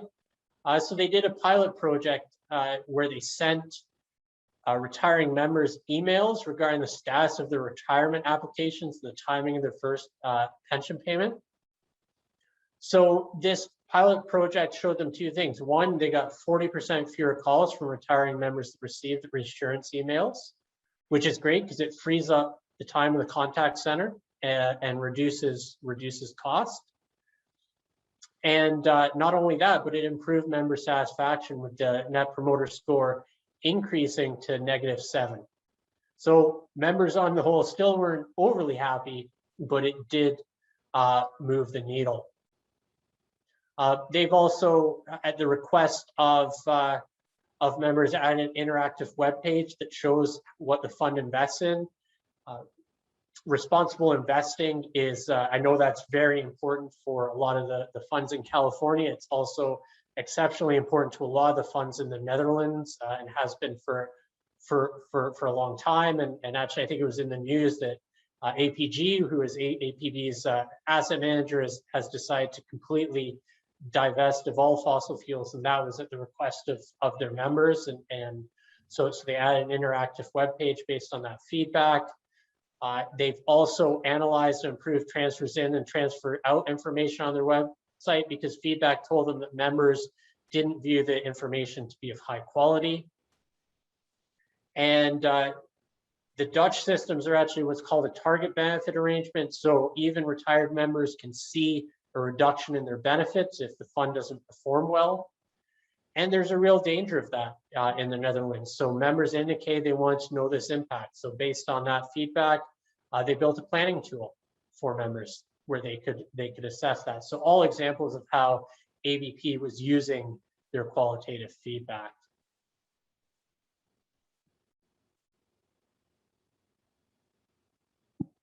And that feeds into the next and final section of this research, which was feedback management. So, it's one thing to collect qualitative feedback, but it's another thing to deal with it. It can be very resource intensive. Unlike quantitative feedback, which you can use a spreadsheet, qualitative feedback is summarizing that as much more hands-on and does require a little bit more personal touch to interpret it. So what do we view as best practices? Well, member feedback should be communicated throughout your organization. Everyone should know how the organization is doing from a customer experience standpoint. It should be categorized and prioritized in an effort to understand what factors drive your experience. You should use this data to help prioritize service improvement projects. So it can be very instructive to learn what areas your members would like to see improved next. And then if you're going to make improvements based on member feedback, the best practice is to communicate it back to the members and let them know that they've been heard. So again, an area where the scores were not overly high, not to be surprised, because you know, similarly, actually collecting the qualitative data, the scores weren't all that high. So fewer than 50% of plans compiled reports for internal staff with member experience and scores, but those that did were, you know, obviously more likely to do it with quantitative than qualitative. Front office employees were the most common audience, but you can see, especially with quantitative, it was fairly common to see these going to the board, but best practice would be to provide some sort of synopsis of qualitative feedback as well.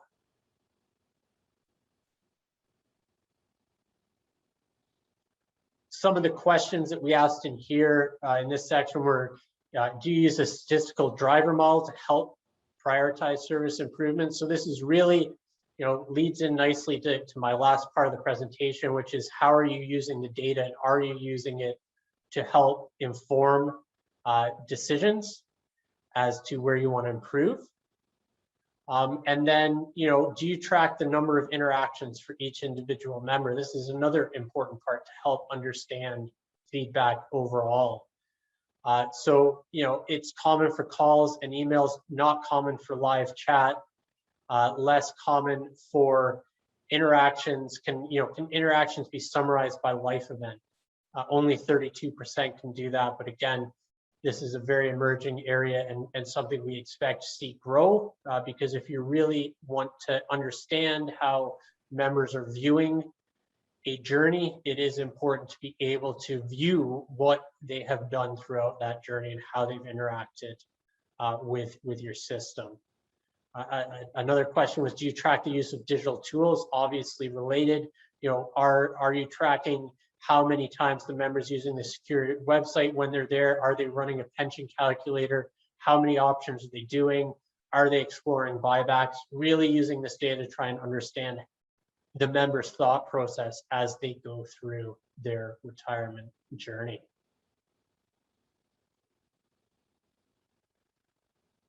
Do systems have a workflow system that provides service agents with real-time information about, you know, member status of open items? 72% have that, and 91% are able to see what interactions they've had via calls and emails, and that can be very important. You know, if a member calls into the call center, it's important to be able to see what interactions they've had before. An emerging area is also being able to see what digital tools the members had. So, you know, a call center rep, it could be helpful if they can see, hey, the member's just been on the website and run 5 pension estimates. There's a good chance they're calling the call center to discuss that. Only 34% of respondents were doing that right now.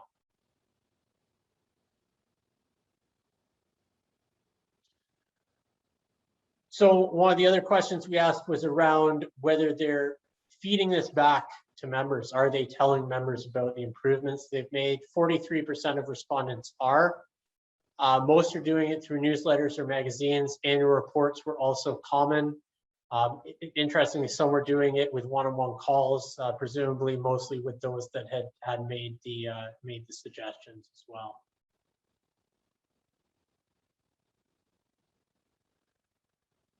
Here's one example from Ontario teachers from their annual report on how they fed back some of a change they'd made. So they, you know, in this powering the member experience, they had a section in their annual report. You can see there members told them that they wanted to learn more about their investments. So they create a new email series and a microsite dedicated to that topic.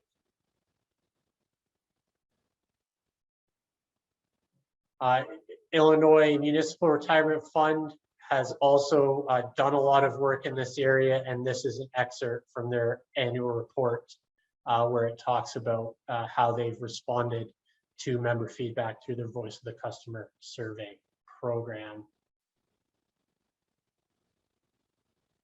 So in this last part of my presentation, what I wanted to do was kind of build on what I've talked about and really talk about how leading systems are using IT and data analytics to improve member experience. I fully acknowledge that some of these are very leading edge and aspirational, but I think they're provide a good line of sight into how systems are looking at this. So these slides come from a discussion, a roundtable that we held in Toronto in June of 2019 with 11 large pension administrators from Canada, the US, and the Netherlands. We call this a community of practice. It was systems who were had completed or were on the cusp of completing major IT infrastructure updates, and we're moving beyond that and really want to learn from each other what they were doing from an analytics standpoint. So a lot of these systems they want to use their new systems programs to be able to use analytics to improve the customer experience. A lot of them are still at the very early stages, and that's why they wanted to learn from each other. Keys to success that were identified by these by the participants, and this you'll see in almost every example, they're very similar. Full leadership support, so again, organizational wide, beginning at the board. Trying to foster a culture of data-driven decision making. It really is changing the mindset of an organization, making sure that you have a supporting organizational structure and skill sets. And lastly, and possibly most importantly, is really a focus on data governance and data quality. So we led off this session by going through a piece on data analytics that was put together by McKinsey. For those who aren't familiar with McKinsey, they're a consultancy and a strategic partner of CEM. So I'm not going to go into great detail on this slide. I'll provide a little bit more color, but the essence of this is, like I said, capturing insights from data is really cross-functional, and it's only as powerful as the weakest link in the organization. So what does this mean? Well, from a strategy and vision standpoint, I really like the quote there. It says, think business backwards, not data forward. So what you really need to identify what you're looking to improve. And that can be customer service. What part of your customer service are you looking to improve, and then try and build the data out and the data analytics program out from there. But looking at the 5, data analytics, IT, people, processes, so data, it goes beyond just having clean data. It's the entire process of collecting, cleaning, ensuring that data is usable, data governance, understanding what the data is, having a single book of record, a glossary, so to speak, so that everyone knows what the data represents. And I know this is a huge pain point for a lot of our client base, is having clean data and having a single source. In fact, it was about 2.5 years ago, I went down to a client and they were actually engaging with their employers on this topic, trying to get their employers to gain a better understanding of why good data was important for them and for their members, and it was critical to providing a good member experience. Analytics, moving beyond data analytics, is what's the software you're going to use? How are you going to do this? What methods are you going to use? to get the data, the output you need to make these decisions. With IT as the technical layer, you obviously can't analyze data without the right IT in place, and that was a big part of why these systems were starting to look at data analytics. They felt they had the IT in place. One of the themes that was very clear during the sessions was that your IT had to be agile. Historically, a lot of systems had implemented a new system, a new IT system, but there wasn't the flexibility to improve it going forward. And increasingly, a lot of systems want to be able to make continuous improvement to their IT systems to evolve as their business needs evolve. Obviously, people are very important. And it's not just, I'm not just talking about, you know, it says not just geeks, not just the data people. It's really about fostering an understanding between the business owners and the analysts, so they understand the business requirements, so they're able to do the right sort of analysis to get meaningful results.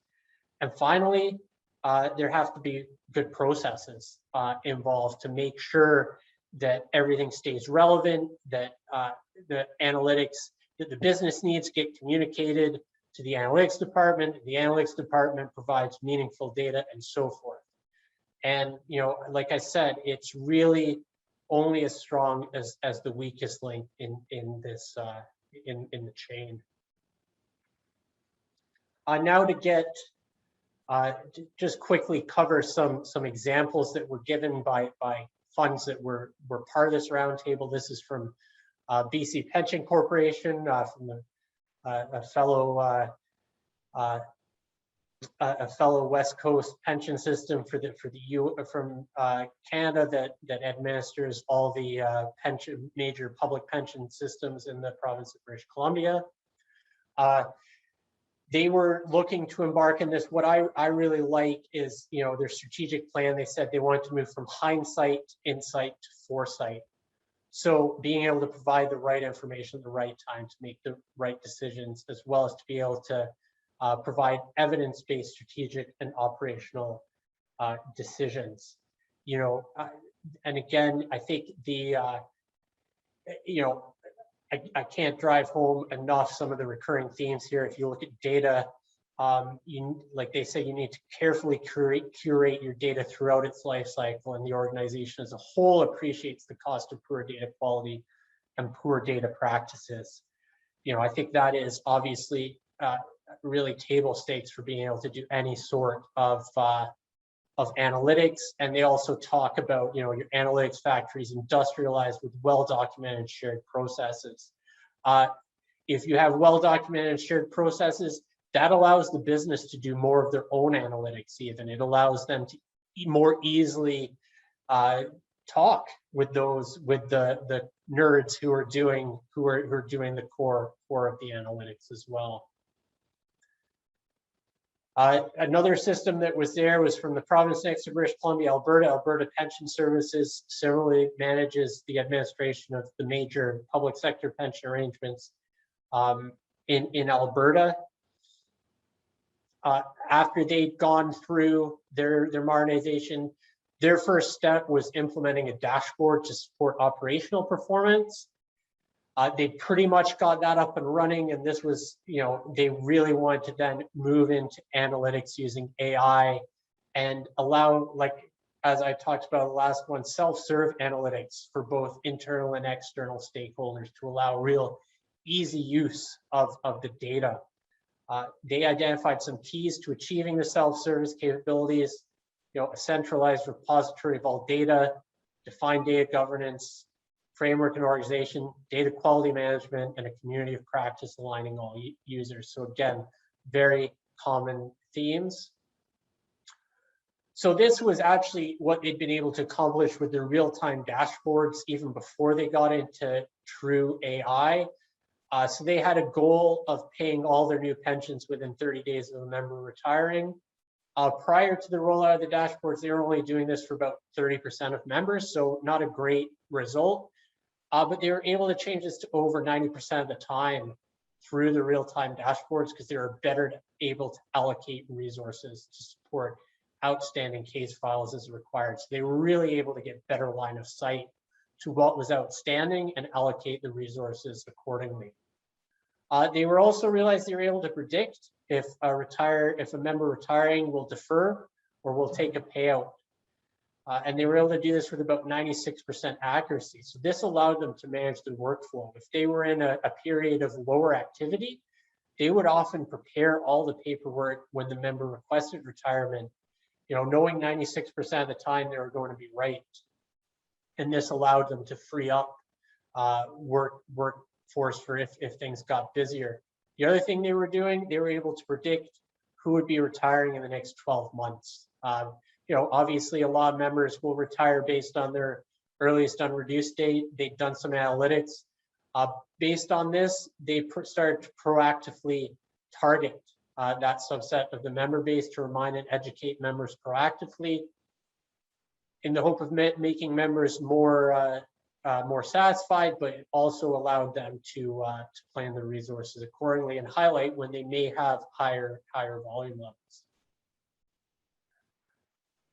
This is a high-level roadmap of their entire project towards advanced analytics. Like I said, when they gave this presentation in mid-2019, they were only at an early stage, and they've been kind of moving through this.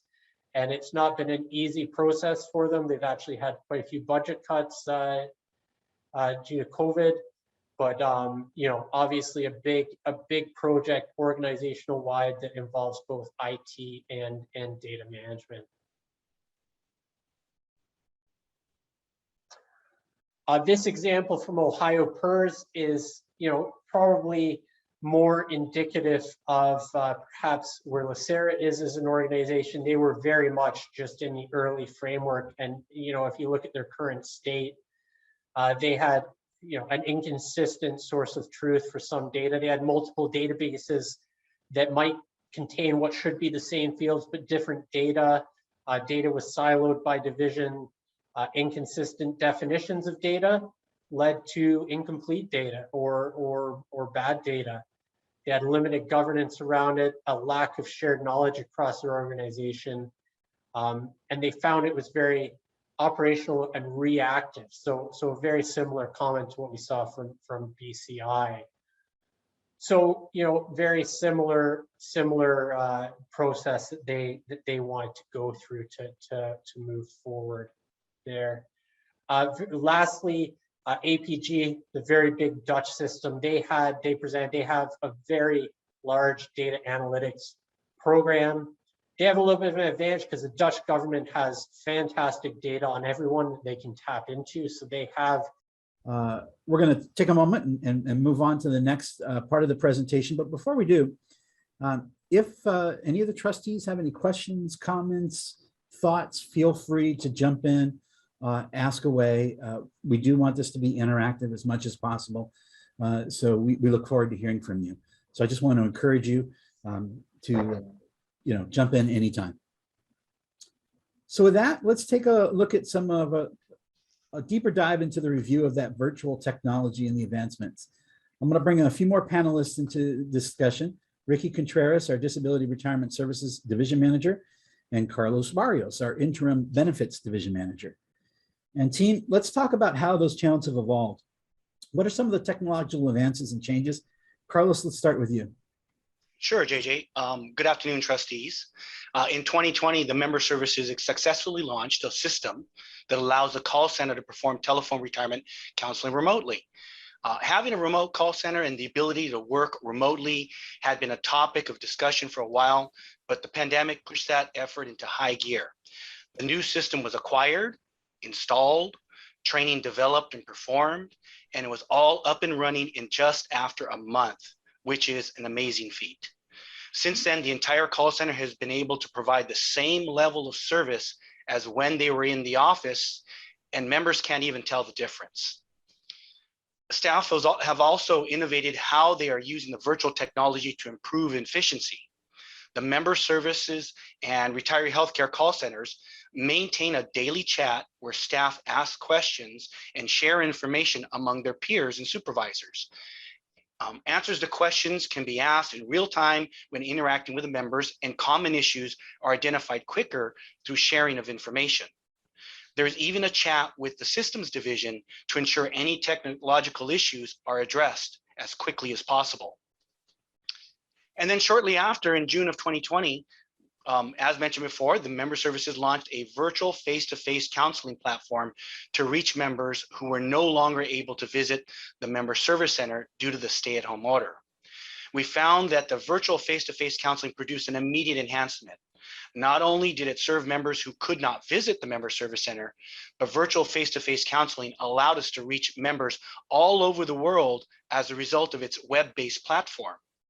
As an example, we were able to perform a virtual meeting with the retired member in Greece to validate her identity to restart her payments. Her account had been placed on hold because of return mail and lost contact until she finally contacted us. The virtual face-to-face platform was a perfect method for identifying and validating we were speaking to our member. We require a valid governmental ID and on all virtual counseling sessions, the same as if they would have had to produce if they came to the member service center. So we asked this member from Greece to put up her ID to the camera so that we could validate her identity. And she still had her valid ID from California. With the help of her son next to her, assisting her during the call, we were able to restart her benefits. We served another member who was on his boat and another member who was traveling across country with his wife in an RV. Our only requirement for virtual counseling is that members not be actively driving during the counseling session. And as Ellen mentioned, it has been such a success, it's going to be incorporated into other areas of the division. So Carlos mentioned a couple of really important things there, and one of them that I want to hone in on is that chat feature. Where internally we have a chat going in the call center and amongst the member service center staff as well. One of the cool things about that is I'm on that chat every day. And I often see our staff members pose a question that a member has or need some information about how something is and needs to be relayed to a member of what a business rule is. And you'll see that, the supervisors will jump in or Alan will jump in, or I'll often jump in and provide them with advice on how to assist members, which really goes to improve not only the service for that individual member that's going through that experience at that time, but everybody else on the chat gets to see it. And so that sticks in their mind and they get that information as well. And it just really improves the type of service that we're able to do. So thank you, Carlos. Vanessa, I understand we're doing webinars in place of workshops at our offices due to the pandemic, and that we've increased our collaboration with Empower. So can you share your thoughts on what we're doing and whether these changes, including the new collaboration between Empower, which we've always had some collaboration with, but can you share how that's improved the member experience? They're going wonderful. We could not have asked for any better associates. We meet with Lisa at least once a month. She is over in Empower. We work closely together with her to ensure that we are offering various dates and times for our members. We used to average about 4 presentations a month, and now we're somewhere between 12 to 13 averaging a month. So we're really collaborating together with her and making sure that we keep our information fresh to make sure we keep that attendance up as well. So it's been a great. Thank you. And so that goes to something we heard earlier today in the presentation from Accenture. And one of the things that their research had showed is that people want to have that full 360 view of their retirement funds or their retirement planning. And so by partnering with Empower and doing it together with them at the same time, people can get that full vision of what their options are for when they retire and what resources they'll have. So Cassandra, can you share how things are evolving in retiree healthcare? Yes, JJ. Since the pandemic, as Carlos mentioned, retiree healthcare's entire division has been able to provide service as when we were in the office. And although retiree healthcare currently does not individually conduct virtual face-to-face counseling as of yet, when and if we are needed, we do collaborate with member services on the GoToMeeting platform when members being counseled are requiring more detailed healthcare information. Needless to say, the remote call center capability has been very important and a necessary means for communicating with our members. In addition, while outreach does a good job at counseling our members, in the future, Retiree Healthcare is looking to expand on our collaboration even more so, and perhaps partnering with member services when conducting the webinars, where we can provide breakout sessions, for example, for those members who have specific retiree healthcare questions, such as how to fill out their forms or addressing their Medicare questions, etc. And that collaboration goes not only between retiree healthcare and member services, but also member services and disability retirement services. You know, oftentimes when a member is coming in and they're considering their options for retirement and they're thinking about a disability, they've got questions that range across all of the spectrums, right? And being able to pull all of the subject matter experts into one single counseling session makes it a much more natural experience for the member. So a member could be asking, okay, what's the disability process? And as they're going through that, they can turn to the benefit specialist, retirement benefit specialist, and say, well, how does that impact the amount of money I'm going to receive? And then they may turn to Cassandra's team and say, all right, so what type of retiree healthcare? All in one single session. And so being able to do that joint counseling is a huge improvement. So Cassandra, you mentioned that you're getting a lot of calls. And I know that you have a limited number of staff. Has this new technology helped you move staff around more efficiently to lessen the load on or the wait times for our members? Yes, being that we are a small unit in comparison to benefits or member services, our operations, our audit team are all cross-trained and are able to not only process enrollments, check them, or reconcile discrepancy audits, but they're also able to assist with answering member calls. So when our call center receives this high volume of calls, it becomes all hands on deck for retiree healthcare. And everyone within retiree healthcare are able to jump in to assist with answering calls when needed in real time. Thank you. And we do that in other parts of the organization too. In member services, we move people around. That was the whole part of the discussion we had earlier about harmonizing service by training people to go between channels. It's really a hugely beneficial thing. In the previous premise service where we had to be on premise, sometimes you were limited who could log in, whether they had access to a phone to log in. Now, just about anybody on the staff who's trained, we can ask them to jump in. So there are just a few changes of beneficial changes in ASPR adaptations that we've had for new technology. Members can upload documents through LACERA, making it easier and faster for members to get the documents to us, sometimes in real time. Likewise, members can now receive correspondence electronically. I was just looking at a member's account earlier today, and a staff member ran an estimate for the member. And in the old days, we would have, it was a phone call. In the old days, we would have had to mail that to them. The staff member uploaded it directly to their member document library, and then the member could see the estimate in real time. So that's just another example of how we've improved the services that we're offering to our members. Another thing that we've done is made it easier for members to submit certificates. In the old days, we used to require, just a year ago, right? In the old days, we used to require somebody to send us a marriage certificate, an original marriage certificate, something deeply personal to people, something that if they lost, it would be a traumatic experience for them, for most people. And I know it would be for my wife and I. But now they don't have to do that. Now they can upload an image and attest that it's an original document, and we can move forward with their process. So safe and secure adaptation of new technology is occurring throughout LACERA and improving the member experience. Let's go to the next slide. So let's take a case study. And I'd like to invite Eugenia Dura from our Disability Litigation Unit.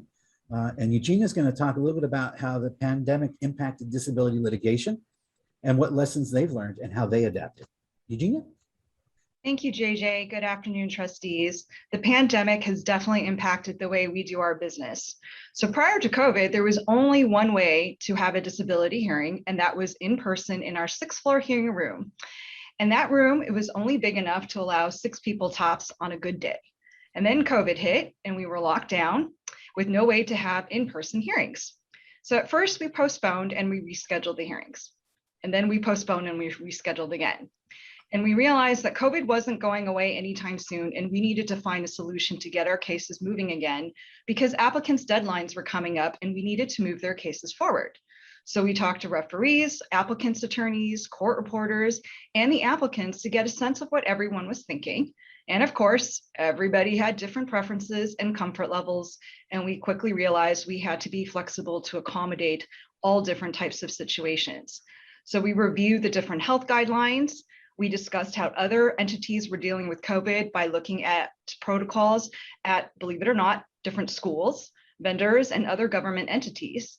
And once we had an idea of what we wanted to do, we reached out to the exec office for approval and then began collaborating with admin services, member services, HR, systems, and office of the building to establish our plan and implement our new protocols. The final result is now members have 3 options for hearings: in person, hybrid, and 100% virtual. In-person hearings were a bit tricky because we needed to make sure we were compliant with county and city of Pasadena's health guidelines. That made our 6th floor hearing rooms out of the question because it's too small to socially distance. We decided the best option for in-person hearings was the 1st floor workshop because it's large and it kept all participants on the main floor. We worked with member services to book the workshop.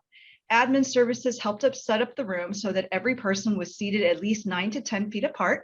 Next slide, please. Here are some pictures of the setup. This shows the typical placement of the parties, and we actually used a tape measure, and there really is 9 to 10 feet between the chairs.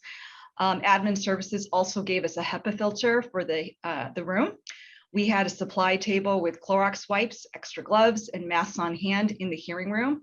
In addition, HR developed a health questionnaire, next slide please, that all non-LACERA participants had to answer the day before the hearing. If anyone answered yes to any of these questions, they were not allowed on our premises. We also bought a contactless thermometer to take all participants' temperature upon arrival. We've had several in-person hearings using these protocols, and it has worked out very well. I even gave a tour of the setup to one of our referees prior to the hearing to make sure that he was comfortable, and he was. And then we encountered situations where some people really, really wanted to be in person and some people really, really didn't. So we developed a hybrid option. The only room in LACERA that can handle a hybrid situation is our boardroom because it already has cameras set up to handle the virtual portion of the hearing. Also, it's large enough to socially distance all the in-person participants. And we really relied on systems to help us set that up. So thank you very much, systems. For the virtual participants, we experimented using Zoom and Microsoft Teams. Both have worked out really well, but I think that Teams ended up being more convenient. Our in-person participants still had to follow protocols for the in-person protocols with temperature checks and the health questionnaire the day before. And then finally, we've also conducted 100% virtual hearings where everyone is remote. It's usually done on Teams, but we've also tried Zoom too. Either way works. We usually do a test run 1 to 2 weeks prior to the hearing to make sure everyone is comfortable with the technology. And for people who don't have the proper technology, with systems help, we can set up our old 6th floor hearing room with a laptop for them to use, and that participant would be the only person in that 6th floor hearing room. So these 3 options have given us flexibility to accommodate all situations and have kept our cases moving forward. Of course, they're not without their flaws. For example, testifying in person with the mask has created audibility problems because of the muffled voices. The remote options always have your typical issues with internet connectivity, equipment problems, and user error. Audibility has also been problems with people who don't have good mics. So it's been tough for our court reporters in both situations, but we've always managed to make it work. So despite all the negatives from COVID, the silver lining for disability litigation is that it has forced us to be creative. And now we have 3 options to give applicants for hearings and keep their cases moving, which is the most important thing. So this is a really great example of how LACERA adapts and evolves to continue to provide services no matter what Mother Nature may throw at us. But it's also a couple of other really good examples that I want to just pull out for a moment. What stands out is the efforts that disability litigation team went through to gather the necessary data about preferences of all the participants to develop a process. So they looked at their peers, they talked to attorneys, they talked to some of the members. And by doing that, they developed a really robust process that could accommodate any number of circumstances, which will last us long after the pandemic as well. It's also a good example of that member experience type of approach and how it works. Services were modified and delivered in a manner that members and participants found safe and secure. And then finally, I want to throw a shout out to the systems team and the admin team, because everything that we've done so far and we've talked about so far in terms of advancing technology, finding new and innovative ways, has all been reliant on a very adaptable and flexible and collaborative systems team. And that's been a huge benefit for us. And so I know Kathy will be joining us a little bit later, but I know she's listening, so I want to throw that out to her team. We couldn't do it together unless we were all working. We couldn't do any of it unless we're all working as a team. So thank you, Eugenia. This is a. Are you going to get your Cokes? Was there a question? Oh, sorry. So the implementation of advanced technology has already led to some really beneficial improvements in the member experience. And as we look forward to our upcoming strategic planning sessions, we wanted to share other technological opportunities for your consideration as you begin those discussions. So throughout the presentation, you'll see some of these possible future consideration slides. And these are things that may be beneficial to think about as we go into strategic planning. So one opportunity is to expand our service channels by offering interactive virtual assistants via chat or voice interactions. Members can interact with a virtual assistant to complete routine transactions, get answers to common questions. A member calling the call center could be authenticated completely by artificial intelligence or a virtual assistant before being transferred to a specialist. And when they are transferred, the account pops up on their screen and we can actually proactively welcome the member by calling them out by name. So thank you very much, Mr. Jones, for joining us. Not only would this shorten the time it takes for us to complete the call, but allowing us to handle more member and which would then allow us to handle more member calls. It also creates a more welcoming experience for that member. Members could request a password reset from LACERA through interactive virtual assistants online or by calling the 800 and going through a interactive virtual assistant process.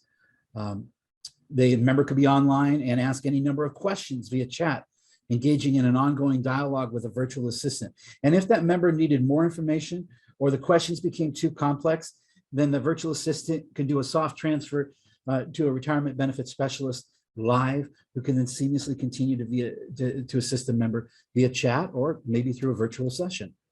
We can improve the efficiency and member experience by using AI behind the scenes to provide real-time suggestions to a retirement benefit specialist interacting with a member. The AI would monitor our voice interactions, scan past notes on the member's account, identify repeat issues for that particular member, and then provide real-time help for the specialist and reminders to make sure important points are communicated to the member so that nothing ever gets missed and the member wouldn't even have a clue. It would be seamless to them. Survivors could be alerted to listen in to a call that may be going, down a rabbit hole, as they say. Intervene if they needed to, either by providing counseling to the specialist on the phone via chat or jumping in if they needed to. And those things can be as sophisticated enough to look at voice tone changes as well to alert us to potential problems. That way we can resolve problems before they become bigger problems. And of course, we can use it for data-driven analysis, looking at all member touch points and identifying trends and problems, allowing us to respond quicker, improve the member experience, and hopefully identify problems before members even realize it. So we've covered a lot of ground, and now we're curious what you guys think, what our trustees think. So with that, I believe Tamara has a question for you. I do. Since we've spent a lot of time talking about the various channels, we thought it would be a great time for a quick poll. While you've likely used many of the channels discussed today, we're curious about your preference. Please select your most preferred channel. Just one, please. You'll see a pop-up screen that'll allow you to vote. Please choose your ultimate channel preference.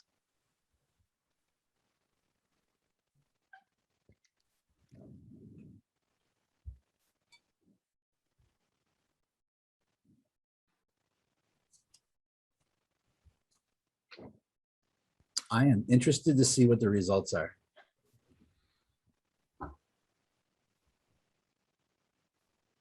I'll give it another 5 seconds. 5, 4, 3, 2, 1. And let's see what our results. So interesting. The #1 channel preference was web self-service.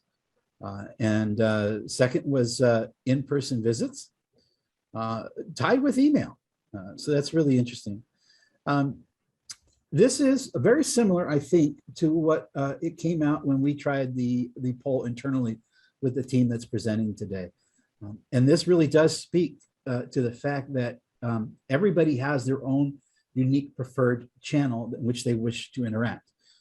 My experience, for example, I love doing things by myself. If I can't figure it out by myself, then I want to talk to somebody either via chat or via phone to find out, what's going on and to resolve my problems. Trustees, any comments or thoughts about this now that you see what your ideal preferences are? Yeah, I had a comment. Yes, Mr. Moore. Just briefly, it looks like about half prefer talking to somebody and the other half said it's okay not to talk to anybody. It's interesting, isn't it? Yeah, to me. And I bet you it would be interesting if we looked at the generational span to see, where that falls in that range too. But yeah, well, if it's trustees, we're all old. No, I didn't say that. Now hold on. Except me. Santos. But Yeah, well, think, I like to talk to people. Yeah, I voted. Go ahead. I voted for talking to people directly, but I think the virtual piece, like mylacera.com, is very useful, and a lot of the information that we have is very useful. And what I advised a lot of the members that inquire from me is to educate themselves as much as they can through mylacera.com and all the videos and stuff that we have available. And then after they have reviewed all that, then write down the questions in preparation for the in-person visit. So that's a really great piece of advice. And that is something that we've actually seen over the last 10 years or so. Members are more educated today than they were when I first started here. And we can see that by the questions they ask and the information that they now want. And I think that speaks to LACERA's improved efforts to get information out there. And I can't wait to see what impact the new website has, because now it's easier than ever to find information. And before, it might have been a little bit of a challenge.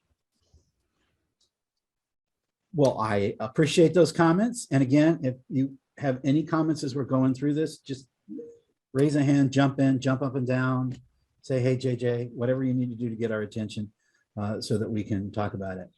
So with that, let's go to the next slide. And I want to bring back Ricky, Allen, and Carlos and Cassandra. Actually, Ricky, I'm going to bring back Ricky for this discussion. So delivering a consistent and highly personalized member experience requires a highly coordinated effort across all member operations divisions and retiree healthcare. And so that collaboration is key. So thanks to your support, trustees, we are now moving forward with one of our legacy strategic plan goals that is going to have huge beneficial impacts for LACERA, and that's the case management system. This vital system, it's a key part to our plans to improve the member experience. And so Ricky's going to talk to us a little bit about, over the next few slides, about how the case management system will help improve the experience, the staff member experience, and operational efficiency in their areas. So Ricky, take it away. Thank you, JJ. Good afternoon, trustees. It is a pleasure to be here with you today. We spoke earlier about what our members really want, which included speed, competency, and reliability. We also shared how the pandemic accelerated the expansion and deepening of our service delivery channels to support a positive member experience. I would now like to focus on how a very specific tool leveraged by our team can create operational efficiency, increase productivity, and also strengthen our organization from the inside out. As we move from independent or siloed functional teams to well-connected and fully integrated cross-functional teams. That vital tool is a case management system. Why is it vital, you might ask? A case management system allows for a 360-degree view of a member's journey through LACERA, bringing together all information and communication into one cohesive record. Most importantly, it allows access to all case-related information and communication in a central location from a single interface. This allows the team to immediately access not only demographic information or static information about a singular process, but a holistic view of consecutive and concurrent processes the member is engaged with and where they are in that process. This will improve not only LACERA's response time, ensuring our members' counseling is timely, but also provide relevant and insightful counseling to our member with improved explanations, as the information shared with the member will be personalized, accurate, consistent, and easily accessible to the team member delivering service. Ultimately, our members benefit from a case management system, as their journey is highly personalized, relevant, timely, and insightful, and their experience is positive. Next slide, please. Take, for example, Miss Member. She's a 58-year-old dedicated county employee with 30 years of service. Her goal was to retire as a healthy 65-year-old. However, a few years ago, she suffered a workplace injury and was placed on long-term disability. Her department recently contacted her to engage her in the interactive process, and she really doesn't know what that means. She has been on long-term disability for nearly 2 years, and they want her to make a decision about retirement. She contacts LACERA and wants to know her options. She contacts the 800 number and asks about service retirement. The call center staff explains she has dual plans with LACERA. This means she has service credit in both Plan E and Plan D. She has 15 years in each plan. If she were to service retire as of the date of counseling, she would receive approximately 42% of her salary. She feels very uncertain about her future. This was not her plan to retire at age 58. She mentions that she believes she has missing service credit and asks whether or not that would help her in increasing her pension. Absolutely, the team member says. If she's able to purchase the missing years of service credit, it may increase her benefit by 2 or 3%. She requests an estimate to purchase sick without pay time. The call center staff submits a request to the benefits team to provide an estimate on the cost of such purchase. The member says thank you, and hangs up. She's now armed with some information related to her retirement, and she meets with her department. The member has work restrictions, which means she cannot return to her usual job duties. The department asks the member, have you filed for disability retirement with LACERA? The member says, no, I'm waiting for information regarding purchasing time. And the department indicates they will file a disability retirement on behalf of the member. The member agrees to this action. The LACERA disability staff receive the application and send a notice to the member explaining the necessary documents to proceed with the application for disability retirement. The member complies with the request, but has questions about her benefits, and she makes an appointment to meet with our member services staff. Member services counsels the member thoroughly, explaining that the member does have options. She can service retire pending the outcome of disability retirement, or she can wait until the Board of Retirement makes a finding on her application. If she's granted a service-connected disability retirement, she will receive 50% of her salary tax-free. She's still concerned about not working, but she understands her options, and she thanks the staff for providing estimates and explaining her options and effective date considerations. Later, she receives an estimate in the mail to purchase that sick without pay time. She decides to sign the contract and return it to LACERA because she really needs the extra service credit. The benefit team processes the contract and initiates the rollover from the member's 457 plan. Let's fast forward to today. The Board of Retirement has granted the member a service-connected disability with the option of an earlier effective date. The member receives a call from her disability retirement specialist who explains someone from benefits team will be following up shortly to place her on payroll. the member's counsel to contact her department to begin the termination process. And Ms. Member's individual transactions with LACERA staff were positive and relatively timely. However, let's look at whether she was well served. Let's look at the first point of contact, the 800 number. The member only inquired about 2 topics during that phone call: service retirement and purchasing sick without pay. She doesn't know anything about retirement and assumed that when the department mentioned retirement, it meant service retirement. As a matter of fact, they may have even said service-connected disability retirement, but she only remembered service retirement, so that is all she knew to inquire about. She never mentioned she had a workplace injury or that she was on LTD. But there were clues in Workspace. LACERA recently received a pension verification request from Sedgwick. It is buried in the interaction sections of Workspace, and the LACERA call center staff member servicing the member would have no idea to look for that information. Now, imagine if our case management system dashboard lit up with alerts for our call center staff indicating LTD pension verification on file, flag, ask member question regarding filing for disability retirement. This would initiate a conversation regarding different benefits that Ms. Member may be eligible for, and the call center staff could immediately connect the member to disability retirement. Additionally, the call center staff could caution the member that purchasing sick without pay service credit may not be beneficial to the member, as her service-connected disability retirement is 50% of her salary, and adding only 2 or 3% to her 42% service retirement is not helpful if she's later granted a service-connected disability retirement. Once transferred to disability retirement, a specialist could inquire further about her situation and discuss the details of her injury. Remember, Ms. Member really did not want to retire early.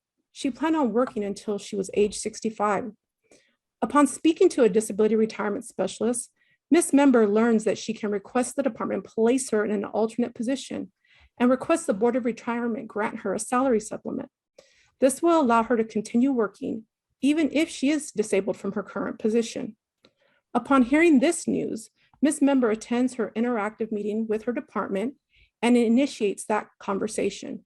She now has a better understanding that allows her to look at all of her options: service retirement, service-connected disability retirement, and/or a salary supplement. The department agrees to file for a salary supplement, and the member is later granted an SED salary supplement. No sick without pay time purchase necessary, no service retirement, and the member's goals are accomplished in one phone call to LACERA. I ask you, can an intuitive system with detailed processing and collaboration features, as well as an informative dashboard, help our members receive personalized, relevant, timely, and insightful service? Absolutely. It can literally change the course of someone's life.